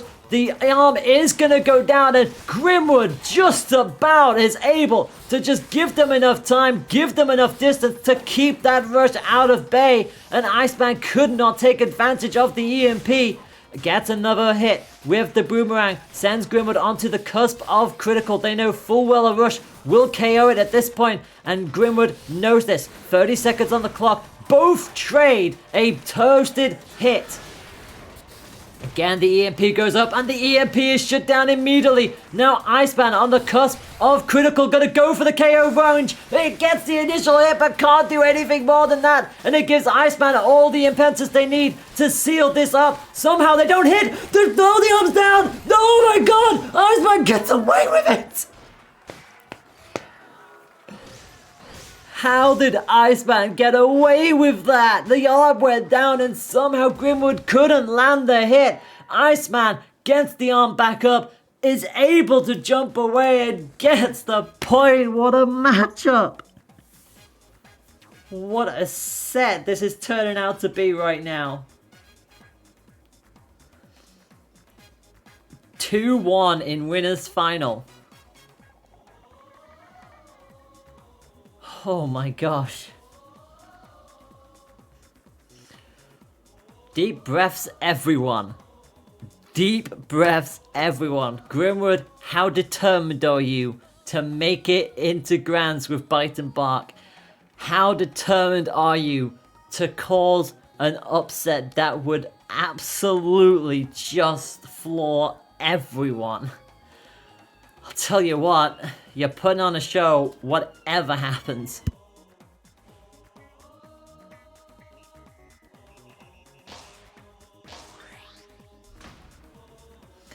We are gonna go from DNA Labs to Temple Grounds. This has been a phenomenal showing so far. Grimwood continues with Bite and Bark, Coolerang and Nade. Iceman will come back in with Springtron, Chiller and Tribolt. After everything they went through, after nearly losing that previous matchup, they know they've got it all to do here. But can they find a way through? Well, they get a little bit of damage from that self-destruct on the Nade. Always crucial. Any kind of damage will help in the grand scheme of things. But Grimwood not going to take that too kindly. At least manages to find a way through as well. And that is what Iceman has to be so careful of. Yes, they have the EMP, but they cannot underestimate that AoE explosion. And again, a little bit of crisscross of the paths. But Grimwood gets another little bit of a knockback here. And both with Rush available. And again, Grimwood just that intimidation, being able to come slowly forward by just jumping on Bark is just, it's kind of hilarious. But Iceman definitely not finding the funny side of things here. 2 direct Chiller hits. It gives Iceman the chance to go for the EMP, and I think Bite just Grimwood inadvertently exploding their own doggo there. The EMP is going to come up again, so it gives Iceman a bit more of that buff. Keeps those arms charged up, and it is going to force the rush out from Grimwood, knowing full well they would have taken damage there. But it gives Iceman the initiative. It gives them the chance to take this point away from them. But having said that, though, they're being a little bit too close for comfort, and Grimwood is going to get another couple of quick 1-2 hits. Iceman does have the rush, so it's really down to what they do from here, but they fall foul to another 1-2 hit. Now, do they use the rush here at this point, or do they say screw it? They will say screw it. Goes for it. Breaks the arm. Is that enough? It is enough. Just about. It broke the arm. It managed to do just enough damage to snatch that point away. And Grimwood will be feeling that one massively. But the Popper will come back in for the nade. They both hit each other, but crucially, the charged hit of that Popper is going to do the damage to Iceman. And now Grimwood has an agenda on their mind. They're going to try and pin Iceman in the corner, but gets clipped. Another rush denial on the side of Iceman, who gets a stun into the grab combination and quickly turns this back on its head, frees themselves from the corner, gets another 1-2 hit thanks to that icicle charge as well, and pops up the EMP to turn the tables of this match. Another Popper hit keeps Iceman at bay, and another one as well. So 2 back-to-back successful reads with that Popper puts them both on the cusp of critical. But Grimwood has to be very, very careful here. The charge is back up again for Iceman. And again, the Tribolt, not 1, but 2 in a row. 40 seconds on the clock. Both went for the rush. Both got an exchange. But Grimwood gets the better of it. They're both on 1 HP. They're both on 1 HP. This could be absolutely disaster. Somehow the EMP doesn't go through. It goes through. The buff comes out. But who is going to get the purchase that they need? They're both looking for any kind of hit. 20 seconds left on the clock. This could literally go either way. It goes to Grimwood. How close do you want your winner's final? It is set point for Grimwood.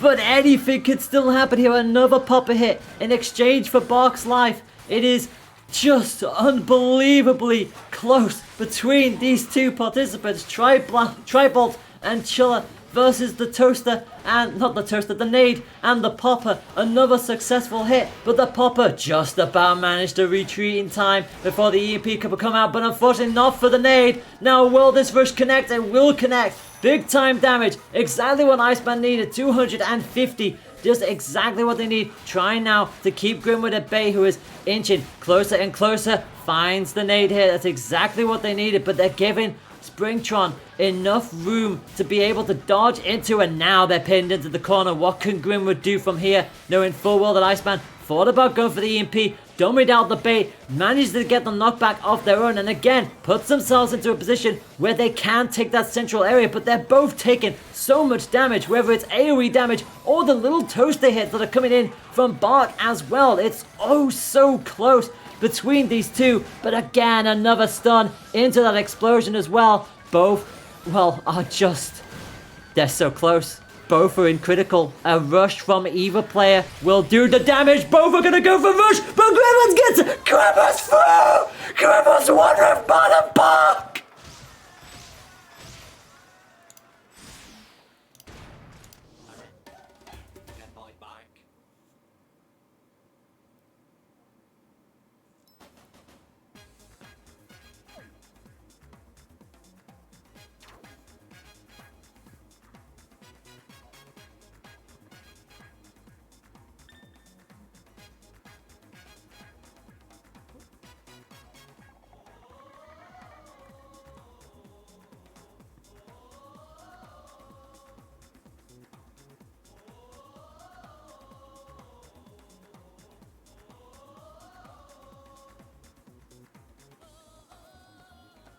Do not scratch your eyes.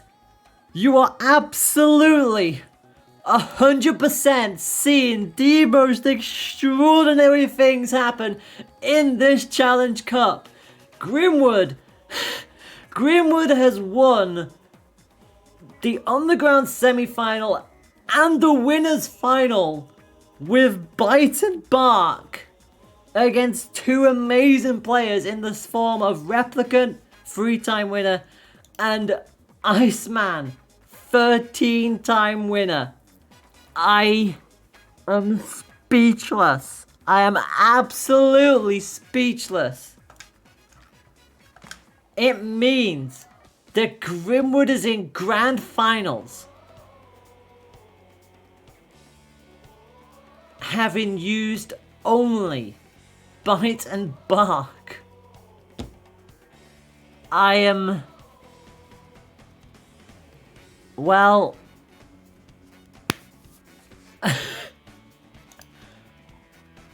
what more do you need to say? What more can be said if there is any proof that it does not matter which character you use, you can make them work? That argument now is very much done and dusted. There could be a meta, there can be a meta, but it doesn't matter in the slightest, because if you can make a character work, you could do what Grimwood just did there with so much time and so much patience. Anything is possible, and we are now getting ready for Underground semi-finals.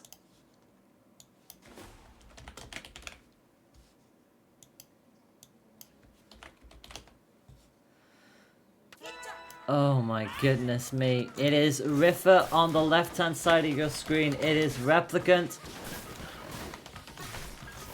Oh my gosh. I do apologize. It is Riffer on the left hand side of your screen. It is Replicant on the right hand side of your screen as we go back to Temple Grounds. Our last best of 3 of the day, and already we are starting off in very frantic fashion between these two. Replicant wanting some form of revenge, and actually does catch Ninjawa on the back foot, wrestles down that pillar as well. But thankfully that pillar gives Replicant a chance to breathe in this matchup, comes in with the rush of their own, but again only catches the first half of theirs too. So both of them not getting the full purchase of their rush, but crucially it's going to be Riffer who starts off the stronger of the two with the Tri-Blast and the Ice Dragon. The true tested routine for Riffer with the Ninjawa and this combination of arms. Meanwhile, Replicant having a bit more of a harder time, can't quite get the purchase that they'd like to. The Power Stone is at least the Powerball is keeping the Dragon at bay, but so far the Hydra is not winning out as many exchanges as the Tri-Blast is. Again, covers such a wide area of ground, and it's always hard to to keep up with it once it starts chaining in, especially with the Ice Dragon as well. 10 seconds left on the clock. Replicant pretty much a hit away from going down. Riffer not even close to critical, to be honest. And with that, I think Replicant already knows that this is pretty much Riffer's done and dusted. And again, just Ninjara's ability, it's always such a hard one to wrestle through. The second it hits when the shield is up, they just teleport to whichever side Riffer deems fit, and it's always such a hard thing to really keep on top of, and as a result, Riffer will take the initiative, gets caught with the power ball, but crucially was behind the pillar, so Replicant could not punish it in the slightest, and in fact gets punished against Riffer's own rush. And again, Replicant comes in with one of their own, actually gets purchased with theirs, 190 damage, so both of them at least getting their rushes, and this time around the power baller is going to shock through, and nothing that Riffer can hide behind this time around. Forced into the corner, Replicant trying their best to keep them there, knowing full well they can and will try and force their way out. Gets another hit with the dragon, and as a result, back towards that central ground they go, and Replicant knows they cannot afford to let Riffer just take control of this matchup. Another Tri-Blast hit. The second Replicant left the floor, they were only going to drop down thanks to that bolt hit.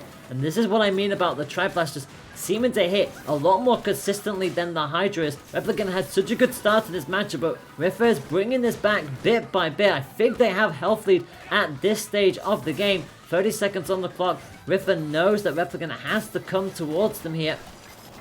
And again, finds a way to just tag themselves around the corner. Whilst they are being pinned, Replicant falls straight into the rush. 370 damage. And with 15 seconds to go, Replicant knows they have to do something, but jumps clean into another Tri-Blast. And that is going to be Riffer's first point in this semi-final.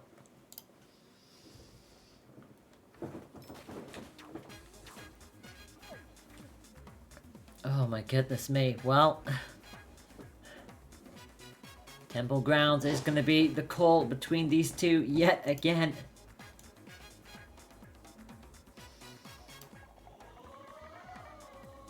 Whew. You have to wonder, what more can this game offer at this stage? Well, we are going to find out. Riffer versus Replicant here this time around. Tri-Blast, Ice Dragon, still going to be the menu for Riffer. Meanwhile, Replicant switching up things a little bit. Keeps with the Lola, but now it's going to be Popper and Bircher coming on out here. So going to try and force a couple of self-destructs if they can, and just like that, the Bircher with two different modes of attacking and that freeze capabilities. Let's see if they can try and stall out Riffer here, get themselves a few more hits, especially if they can chain up with some grab combinations. It would be beautiful to see executed, but Riffer is just not giving them the chance to do that. So many Tri-Blasts are coming through uncontested, and another rush, 300 damage, sends Replicant straight back down, and just, it's so consistent from Riffer. This is why it's so hard to beat him, because he's always at a level that nobody else can seem to get to. And Replicant, with pretty much a hit away from going down, has it all to do in these next 50 seconds if they want to try and wrestle any kind of momentum away from Riffer. And to be fair, they're doing exactly that. They've managed to chip them down past the halfway mark, so they're getting themselves back into this. Couldn't quite get the grab that they were looking for, but now it's just a question of when do they decide to utilize that rush. If they're going to wait to see if they can get them down a little bit further, which to be fair, you would expect that considering the fact that they are one hit away from going down. They don't want to be racing the rush at this stage. That could have been a chance for a juggle, but in fact, they're just letting it go just that little bit longer here. 15 seconds left on the clock. Both are in critical here. And Replicant now decides to go for it, but unfortunately Riffer was ready for it, and that's exactly what they've done. They've wasted the rush. And the Riffer is going to comfortably take that in the end. That little bit of impatience there from Replicant just costing them. Went for the rush, but Riffer was already behind that pillar and had the advantage to just dash on out of there and keep up that consistent tone. And they're going to do exactly that in this next matchup as well. Riffer with rush set and ready to go. No, full well the advantage is in their court. Again, Replicant keeping that center ground, but Riffa doesn't mind that as a character like Ninjara. Their whole intent is to just keep moving anyway. Gets a decent grab as well. Pretty much sends Replicant to the halfway mark. A freeze of the Dragon, but not enough to be able to combo up with the rest of the rush. But again, so much damage already onto Replicant that it's hard to see a way back at this point. And this could be as far as Replicant goes. Gets in with the rush, but caught with the Tri-Blast. Riffa is determined for a perfect, but no sooner do I even dare to say that out loud. Riffa gets caught with a couple of quick little 1-2 hits, but it's a mountain for Replicant to climb here. They're doing everything they can with this double cold loadout, but again, these 1-2 hits from Riffa, the Dragon is just going to keep them choked out. The Tri-Blast is just always going through. And Riffa will win this by 2 points to 0. Replicant will remain in that top 4 category, but unfortunately it is not a top 3 finish for them this time round. Riffa advances into top 3. And now it is time for the Underground Final. It is a rematch from the semi-finals.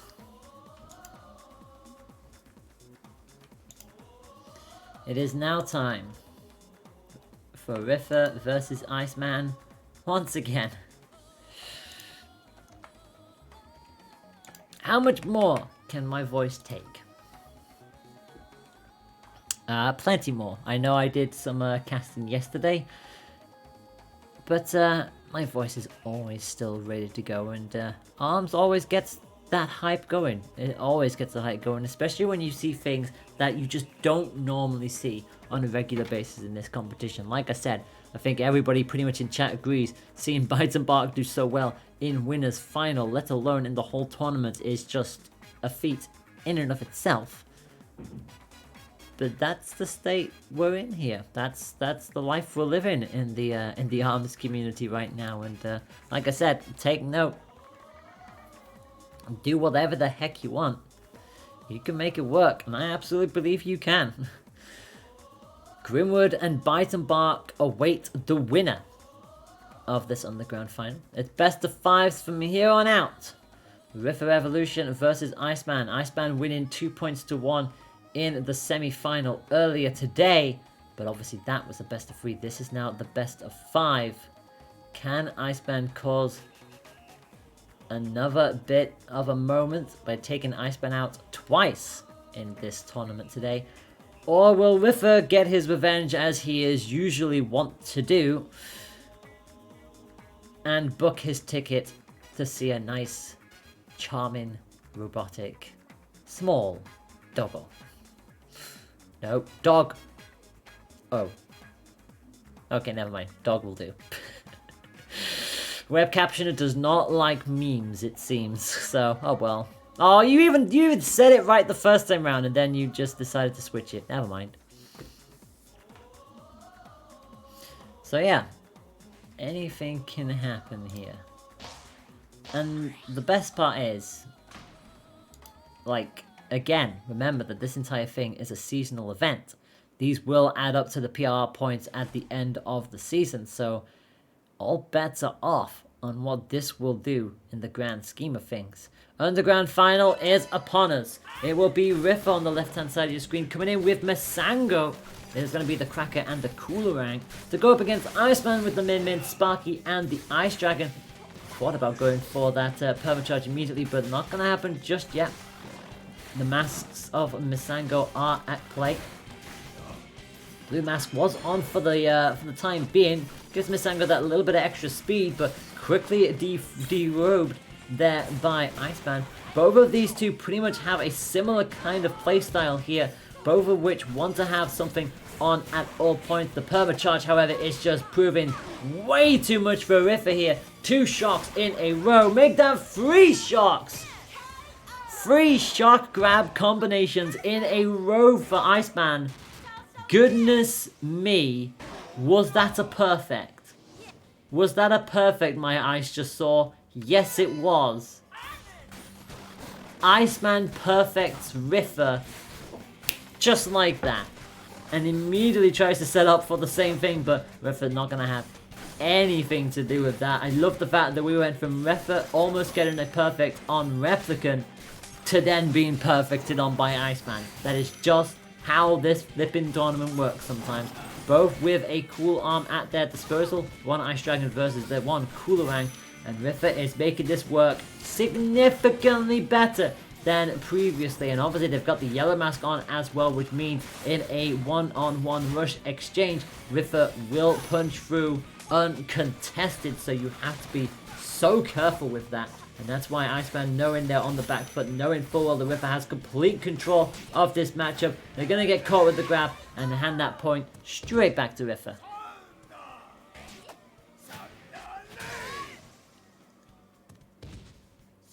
Min getting knocked straight into the wall. The start match again started before our announcer could even say it's underway. Tri-Bolt and Ice Dragon for Iceman this time round. They're going to try and find a way through, but that red mask again with so much power. They do find it off their face thanks to the freeze that Iceman deployed, but Riffa again not taking any prisoners now. The second that perfect went down, they have gone straight back onto their side of the field and not given Iceman a chance to even have a breather. And this always seems to be the thing. There always seems to be the running theme in this tournament where if somebody can get a perfect, more often than not, it immediately goes the other way. And that's exactly what is happening here. Iceman is one hit away from going down here, having had that perfect at the start. Riffa having none of it, just needs to find one more hit and they will be absolutely flying in the early goings of this final. And they are indeed going to have that 2-1. It's Riffa who leads an underground final.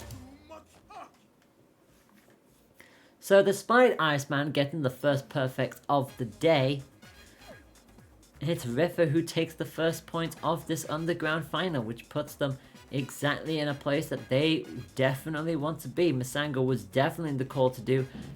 Despite the fact that they got perfected on in that first point, they just changed up their playstyle and just did not give Iceman a chance to get back into that match. So we'll see what Iceman's decision will be at this point, because again, like I said, Min works beautifully in that first point. For the next 2 points, it just did not play ball for Iceman in the slightest. So you feel Riffa probably won't switch. Like, Riffa probably won't switch. Masango is probably going to be the call here, but it is going to be Ninja College making another appearance on the stream today, and Iceman will switch to Springtron.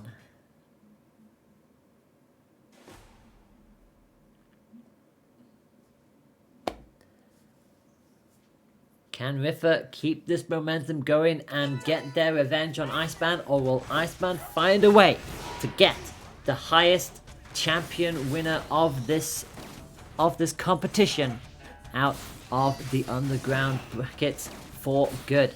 We are going to see as the blue mask comes up for Riffa, gives them that good old speed and actually gets pegged there by a stun from Iceman, but it's not going to be to much prevail. This lightweight, heavyweight combination for Riffa is always a devastating one to go for, and again another knockback onto the Tron is going to rob them away from them. But having said that, all they need is a hit like that from the boomerang, and they will at least turn this back onto its head. And as long as Iceman can keep this high ground advantage, they can at least do something. But again, you just look at how harmless the bolts are. The second they hit that megawatt, they have to find a way through it, and using the slow nature of that to try and worm themselves into the side and just fire on in with these 1-2 hits from the bolt and the boomerang respectively. Another quick little turnaround from the Cracker. The yellow mask is up, still there actually, despite the initial hit. It is still there and gives Riffa the advantage. Tries to go for the rush, but it's going to be chip damage and nothing more than that for the time being. It means Iceman has the initiative. They have the health lead. They've got the EMP up as well, and they have the rush in the pocket. They know it's Riffa that has to do the damage and the work here. And that's exactly what they're counting on. They're counting on Riffa to make another mistake, another boomerang hit with 10 seconds left on the clock. They both do find a couple of hits, but crucially it's Riffa who is into critical. And I think at this point it's pretty much academic that Iceman has this point in the bag.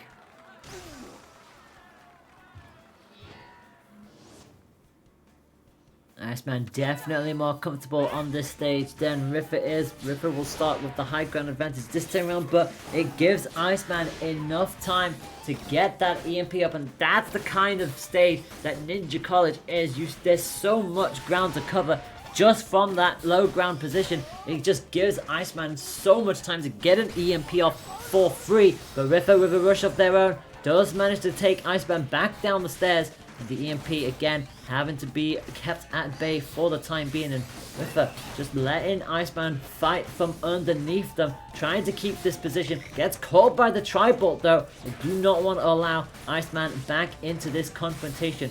Rush is ready to go for Iceman. They do have the point initiative, but you'd probably want to get Riffa a bit further down first before you can find a way through with that rush. You want to stop Riffa in their tracks before they can start building momentum like this.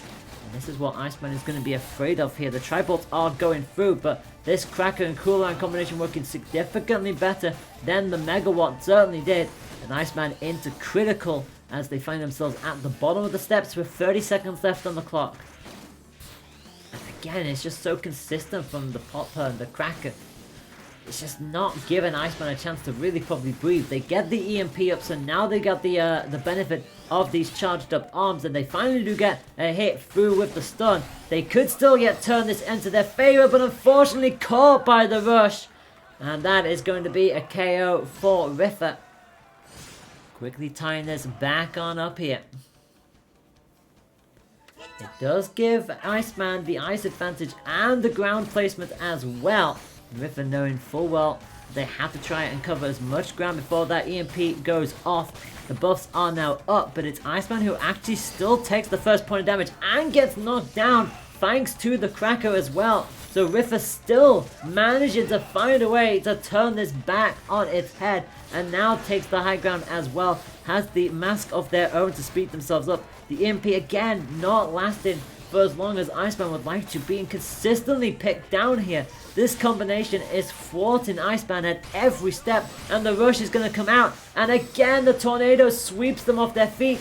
Iceman went for the counter rush but couldn't do it because the wind of that boomerang just carried its way all the way through, and Riffa is going to be on a bit of a roll here. They've got Iceman in critical. They have a massive health lead, but Iceman is not going to give this up anytime soon. They get caught again though. Another quick little 1-2 hit, and Riffa knows the end is nigh. The arm is down, and that will be that.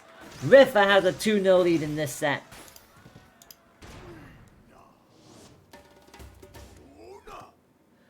The Riffa revolution continues to roll on forward. But can they 3-0 Iceman here? Iceman again, 2 sets in a row, has to stare down the barrel of a potential reverse sweep. They've got it all to do as we head back to Ninja College. Riffa stays as Misango.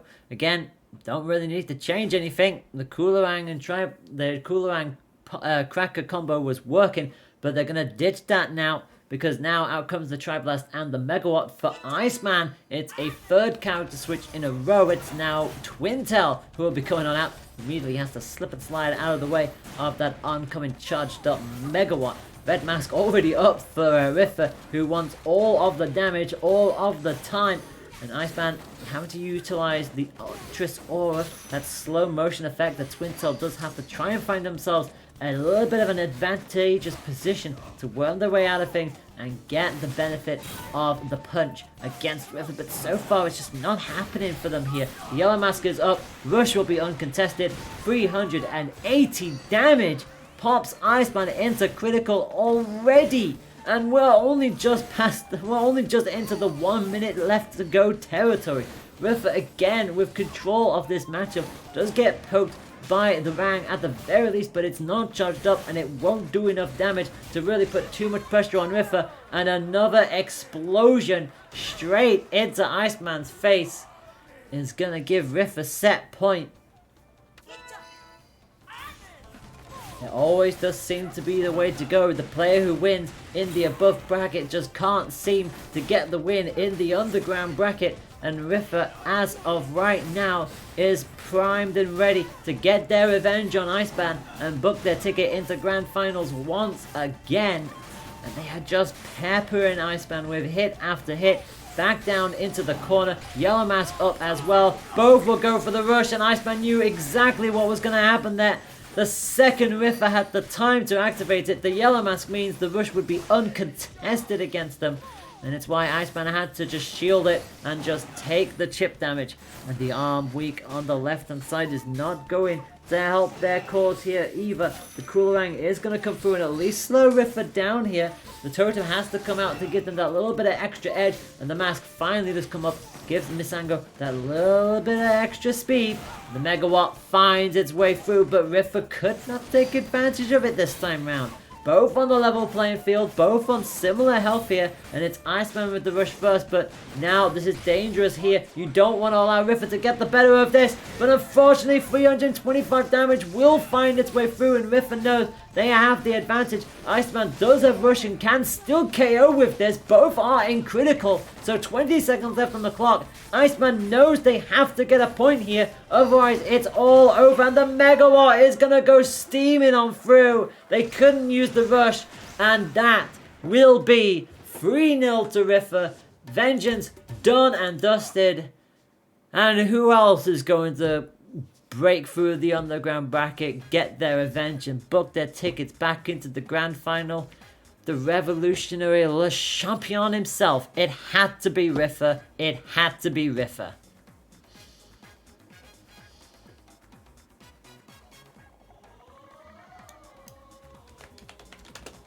And so we find ourselves in a position that I'm still pretty sure a lot of you were not quite expecting.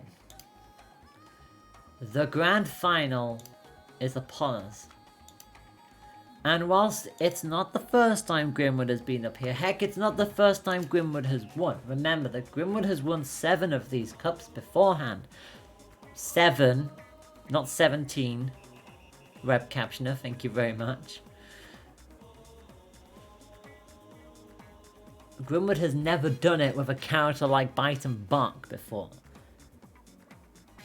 They've beaten 3-time winner Replicant in the semi-final. They've beaten Iceman, 13-time winner, in the winner's final. And now they go up against the man who has won more than anyone else in this competition. 18 Challenge Cup wins for Riffa.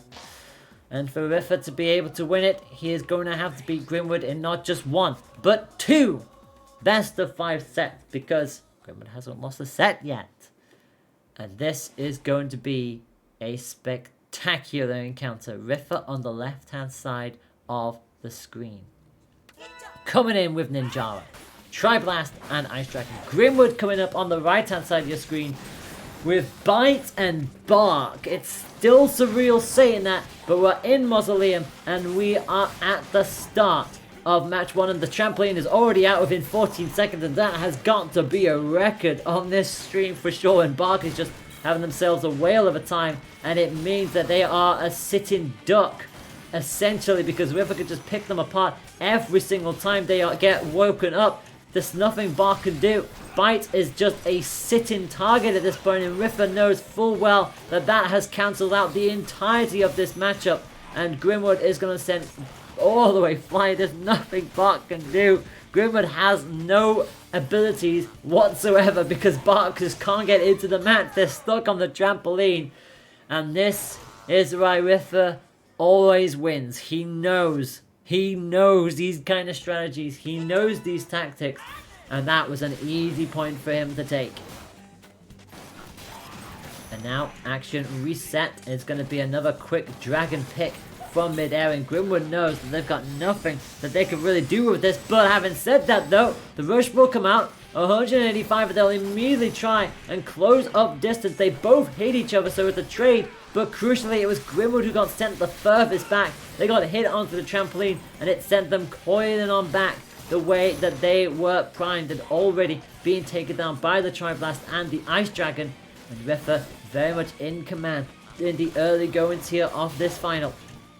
Does get caught by a popper though, and Bite and Bark is just closing this gap in, not giving Ninjara a chance to really breathe here. It's a really good strategy from Grimmwood, just try and close this gap down, not give River a chance to really run into a specific point. Both with Rush now available to go, and it's Bark who again hits the deck. The Dragon just loping on away, and the Rush is gonna come out. Get some decent damage, 165 puts Riffa into critical, but Riffa does have a rush of their own, but gets caught! They got caught by the Coolerang, and again another hit with the popper. Riffa is a hit away! Riffa's a hit away from conceding one of the initial points in this matchup, and the popper is gonna come through. No, it wasn't even the popper, it was the toaster! The toaster from Bark! The goodest the little doggos actually gets the KO.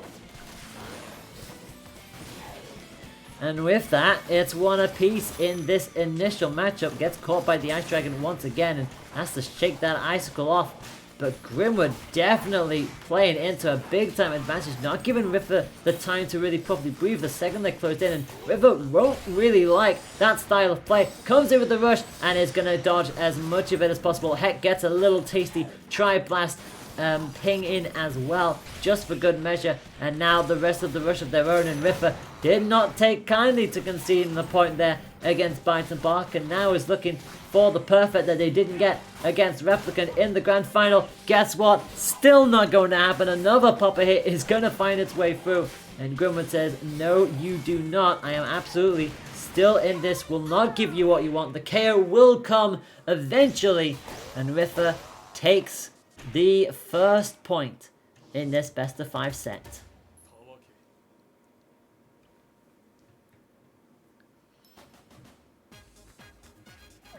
Sometimes some things are just too good to be true, and Riffa is making absolutely sure they put themselves in the most opportune spot. They put themselves in a stage that they can benefit from the most, knowing full well the second that trampoline comes out, it robs Bite and Bark that central area to really be able to bounce from, which was why it was such a good play from Grimmwood to just try and just go for that aggressive tactic. It didn't quite work for them in that third point. Riffa at least knew what to expect.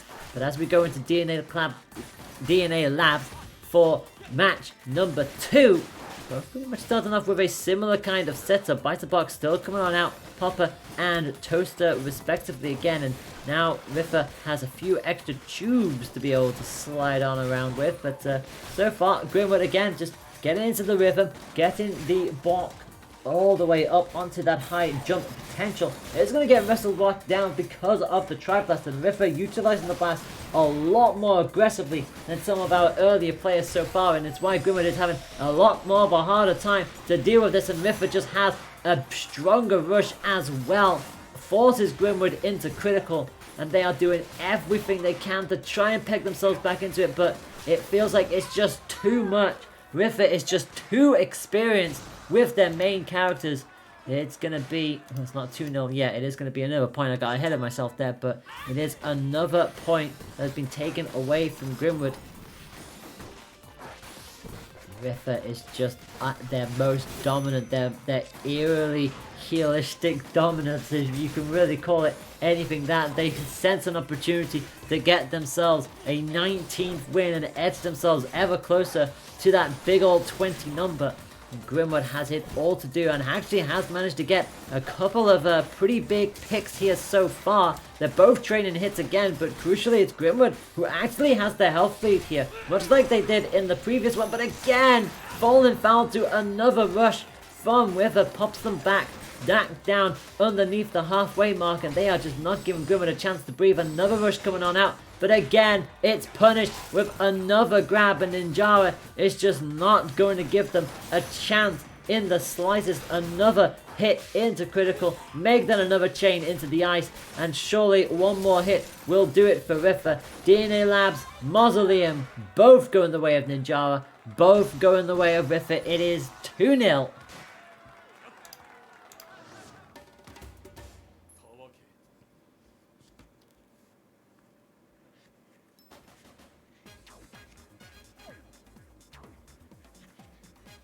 Well, it looks like a reset is coming. You just feel it in your bones, don't you? Buster Beach is going to be the call for Bite and Bark, so they will head to their home stage. But so far, it doesn't matter what stage you take Riffa to. Riffa just seems to have that advantage. And now they will ready themselves up. Tri-Blast Ice Dragon versus Funchuck and Popper.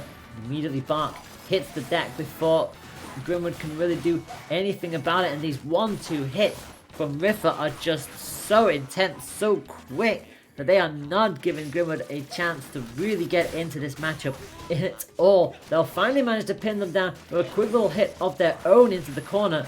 But Riffa is going to take that on the chin and immediately just chain after chain, just grab after grab, already puts Grimwood on the cusp of critical, both with Rush set and ready to go. And you know for a fact that Riffa is not going to worry about utilizing theirs anytime soon. Again, punishes the Rush from Grimwood right at the tail end of it with another 1-2 hit. It's reset point. It is reset point for Riffa.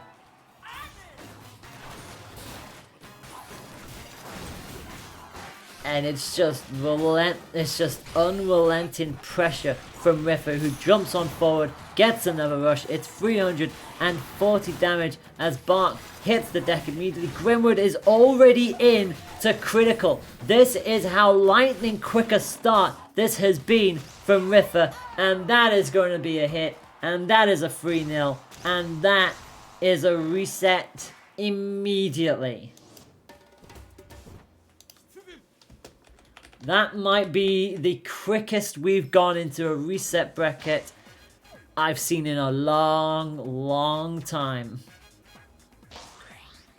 And they're not even going to give me a chance to switch on back to the other screen. We're going straight in for this reset. And Bite and Bark is gone. We are now back to how things usually are. The grand final has been reset. We are back at Mausoleum, and Riffa will be going up against the Max Brass of Grimwood. So no more Bite and Bark here. They were able to beat Replicant, they were able to beat Iceman, but could not do anything against Riffa. Managed to get a point in the initial goings, but could not get an actual set point in there. And having lost that 3-0, they now bring the switch to Grimwood. To Max Brass, but even then, it's still not helping them in the slightest. They are still getting pegged down by everything Riffa has to offer, and that's a perfect. That is a perfect. No matter where you manage to get Riffa down to, they will find a way back somehow, some way. And that's why they've won so many cups, but Grimwood is not having any of that. They are forcing Riffa against the wall and not letting up in the slightest. They break the arm with the amount of pressure that they're chipping into Riffa, and Grimwood now has a chance to get a perfect of their own. That would be an absolute phenomenal turnaround, but they are going to take chip damage, so the perfect won't be on the cards. And now that they've given Riffa range, they are now starting to slowly build this back into their favor. And this is why you never count your chickens before they hatch against a player like Riffa. Again, Grimwood realizing they have the aggression, they can force Riffa against the wall and force them into an error. And obviously these blasts aren't really going to do that much to a heavyweight character like Brass, that unflinching stature of theirs. And they're going to snatch themselves a point right back at them.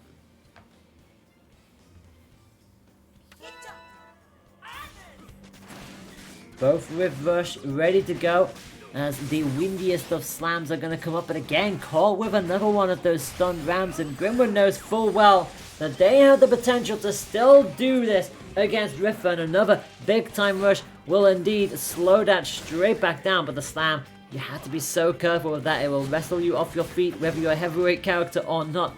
The blast finally starts to peg Brass back down. Grimwood looking for a chance to really get that buff up into play, but just can't seem to get a chance to do so. Another hit with the Shack Ram, but now their health lead, it is still in Grimwood's favor, which is crucial at this point.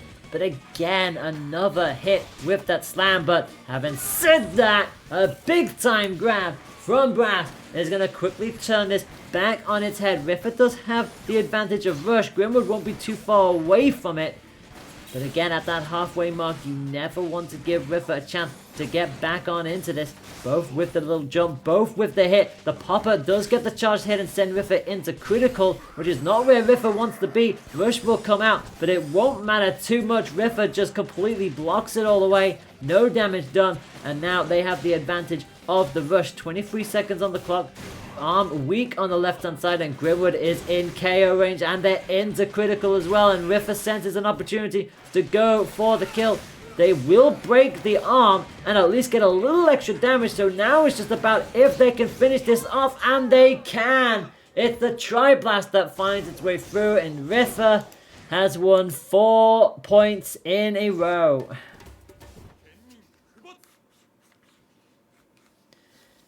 3-0 in the grand final, and now 1-0 up in the grand final reset. Neither player wants to change a thing. No character switches, no arm switches, no map switches. It will still be Ninjara to take on Maximum Brass.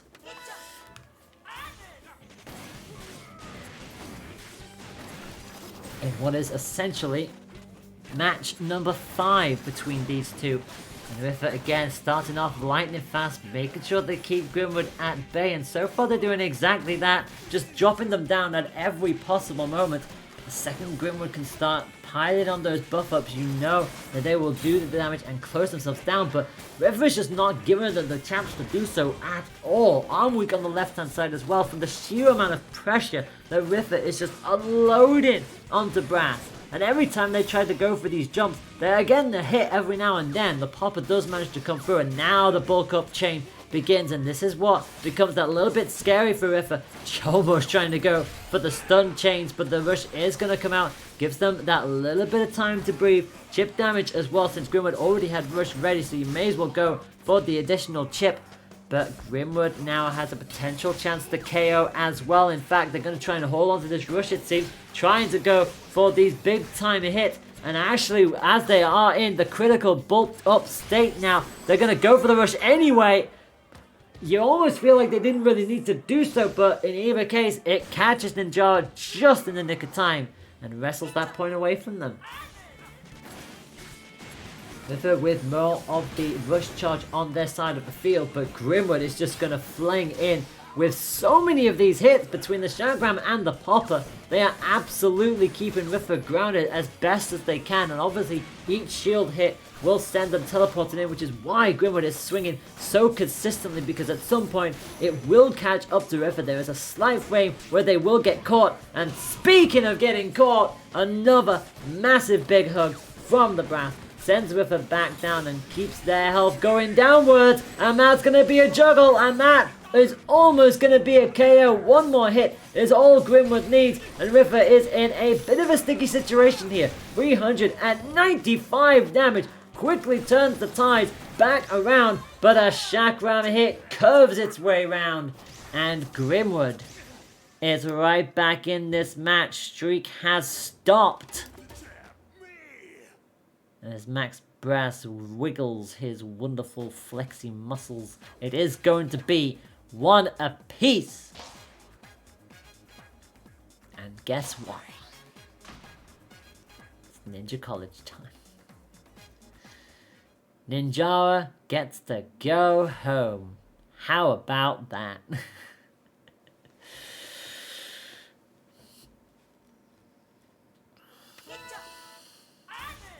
Ninjara starts at the bottom of the steps. Brass gets up at the top and immediately tries to bulk up, but gets wrestled it right back down thanks to the chain icicle hit from the Ice Dragon. And again, gets themselves into that bulked up state. The second that dragon hits, it will at least rob that that buffed up state away from Brass. But as long as Grimwood has this up, they are putting on.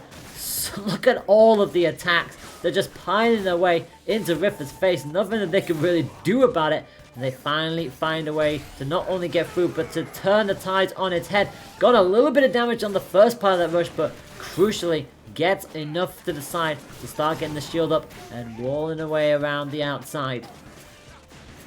With incredibly comfortable with this, and now pinning Grimwood into the corner. Big time rush, 415 damage. And just like that, advantage back to Riffa, who now starts with the high ground as well. And again, another freeze hit on Grimwood. It gives them enough time to get back up, because by the time they're up, Grimwood will only just free themselves from the icicle field. And another one is going to pop them straight back down, and Riffa not giving Grimwood a chance to even get halfway up the stairs. They're starting to slowly get there bit by bit, but again, as long as Riffa keeps this high ground and keeps these bolts alive, they'll be absolutely fine, and they will get out of that rush as well. Caught on the tail end of it, so it does give Grimwood a chance to bulk up and score themselves another big time grab.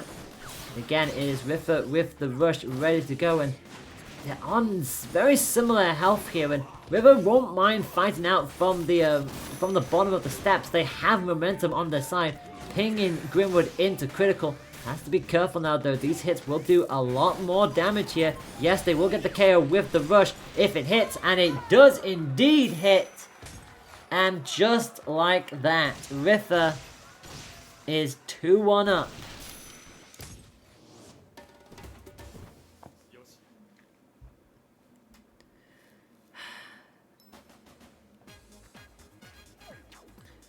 Riffa wants to do everything in his power to make sure he can get his 19th win. Ninjara is gone, however, on this time of asking. It will be Misango who brings up the field to go up against Max Brass. It's all to play for here, knowing in fact that if Riffa wins this, he will conclude with a 19th cup win. It's as simple as that. Grimwood has it all to do, and definitely doesn't want to start on the back foot. Yes, Brass does get a little bit more intimidating once he hits that critical state, but you need to be landing hits pretty early on as well to keep yourselves right in the game. And so far, it's Riffa who's landed the more consistent of the two. Another cooler one goes around for free, and as a result, the Tri-Blast will prove to be the one-hit combination. Riffa trying to go for that yellow mask immediately, trying to make sure that they are uncontested with the rush, but Grimwood, knowing full well that's exactly what Riffa wants to do, shutting them down at every possible point, and now walling them off to give them as much of an advantage as possible. And look at how quickly the tide has turned here. The rush will finally come out for Riffa and pings Grimwood into critical, and now gives them the blue mask. They'll need that little extra speed as in comes Grimwood. It's not going to help them for anything. Rush will get the KO. And just like that, Grimwood is back into this matchup.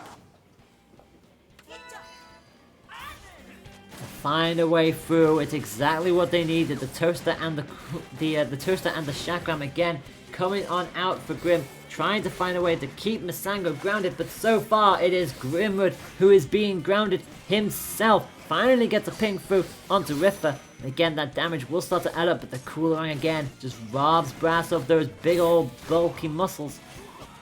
That's exactly what Riffa needs to continue to do here. They are primed and ready to go. They want their hands on another Challenge Cup, and Grimwood already on the cusp of critical. Riffa just absolutely flawless in this second matchup so far. They've conceded a little bit of damage in the early stages, but they're just not giving Grimwood a chance to really bulk up. And even with the knockdown, Grimwood still wanted to try and put a bit more pressure on, finally get the bulk up now. But again, pops themselves into critical. They won't mind it too much, and Riffa, knowing full well that a rush could be coming, gets the yellow mask up. Grimwood needs to disrobe this, otherwise they cannot do anything against that in terms of rush potential. 35 seconds left on the clock. It's a big health lead on the side of Riffa, who finally gets disarmed, and that is exactly what they needed. Rush will come out, shield up for Grimwood, and now it's a matter of what will Grimwood decide to do here. They cannot afford to waste a rush here. Chakram will bounce off the shield. 14 seconds left on the clock. Riffa is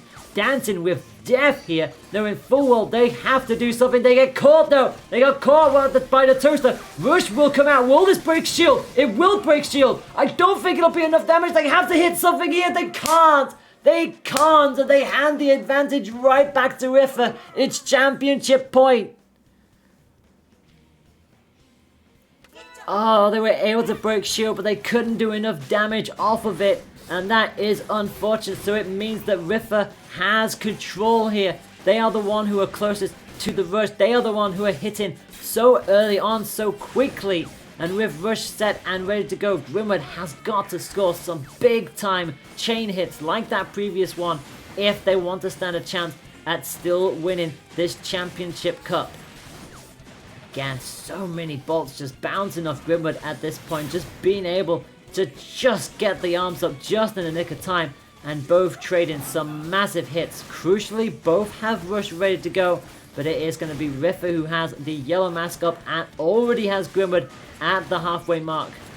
It's all to play for as Brass just tries his best to just shrug off every hit that comes his way. There's only so much you can do, my friend. A popper does hit, but it's not charged, and the 1-2 combo couldn't go through, so the mask stays up for the time being.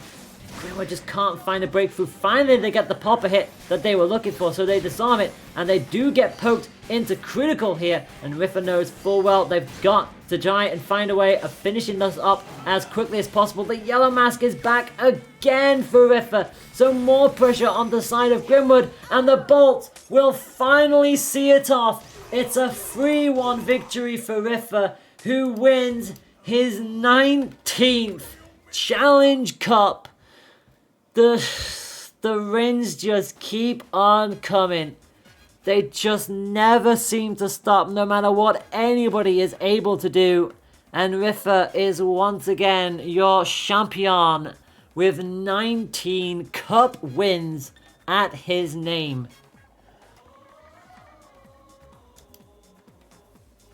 Oh, goodness me. What a tournament we were treated to today. A great showing from everyone. Grimwood showing us what Bite and Bark can do, managing the best so many matchups that we honestly thought just could not happen. And in the end, Riffa was just too much for both Bite and Bark and for Max Brass, and I'll tell you right now, that was a good showing, but it is going to be Riffa once again reigning supreme, as we are pretty much used to seeing at this point. So congratulations to Riffa for winning, like I said, their 19th ever cup win.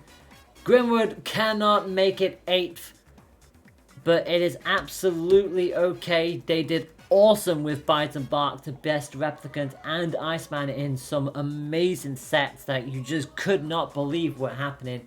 And seriously, thank you all so much for that. So Grimwood comes in 2nd place. Iceman will take 3rd, and Replicant just missing out on that top 3 position with a 4th place finish. To everybody who came in, thank you so much. You have all been fantastic from start to finish, whether you are a participant or whether you were in as a spectator in the chat. And obviously, massive shout outs to everybody working behind the scenes to make this tournament happen. I have been your host and your caster, TK Lay.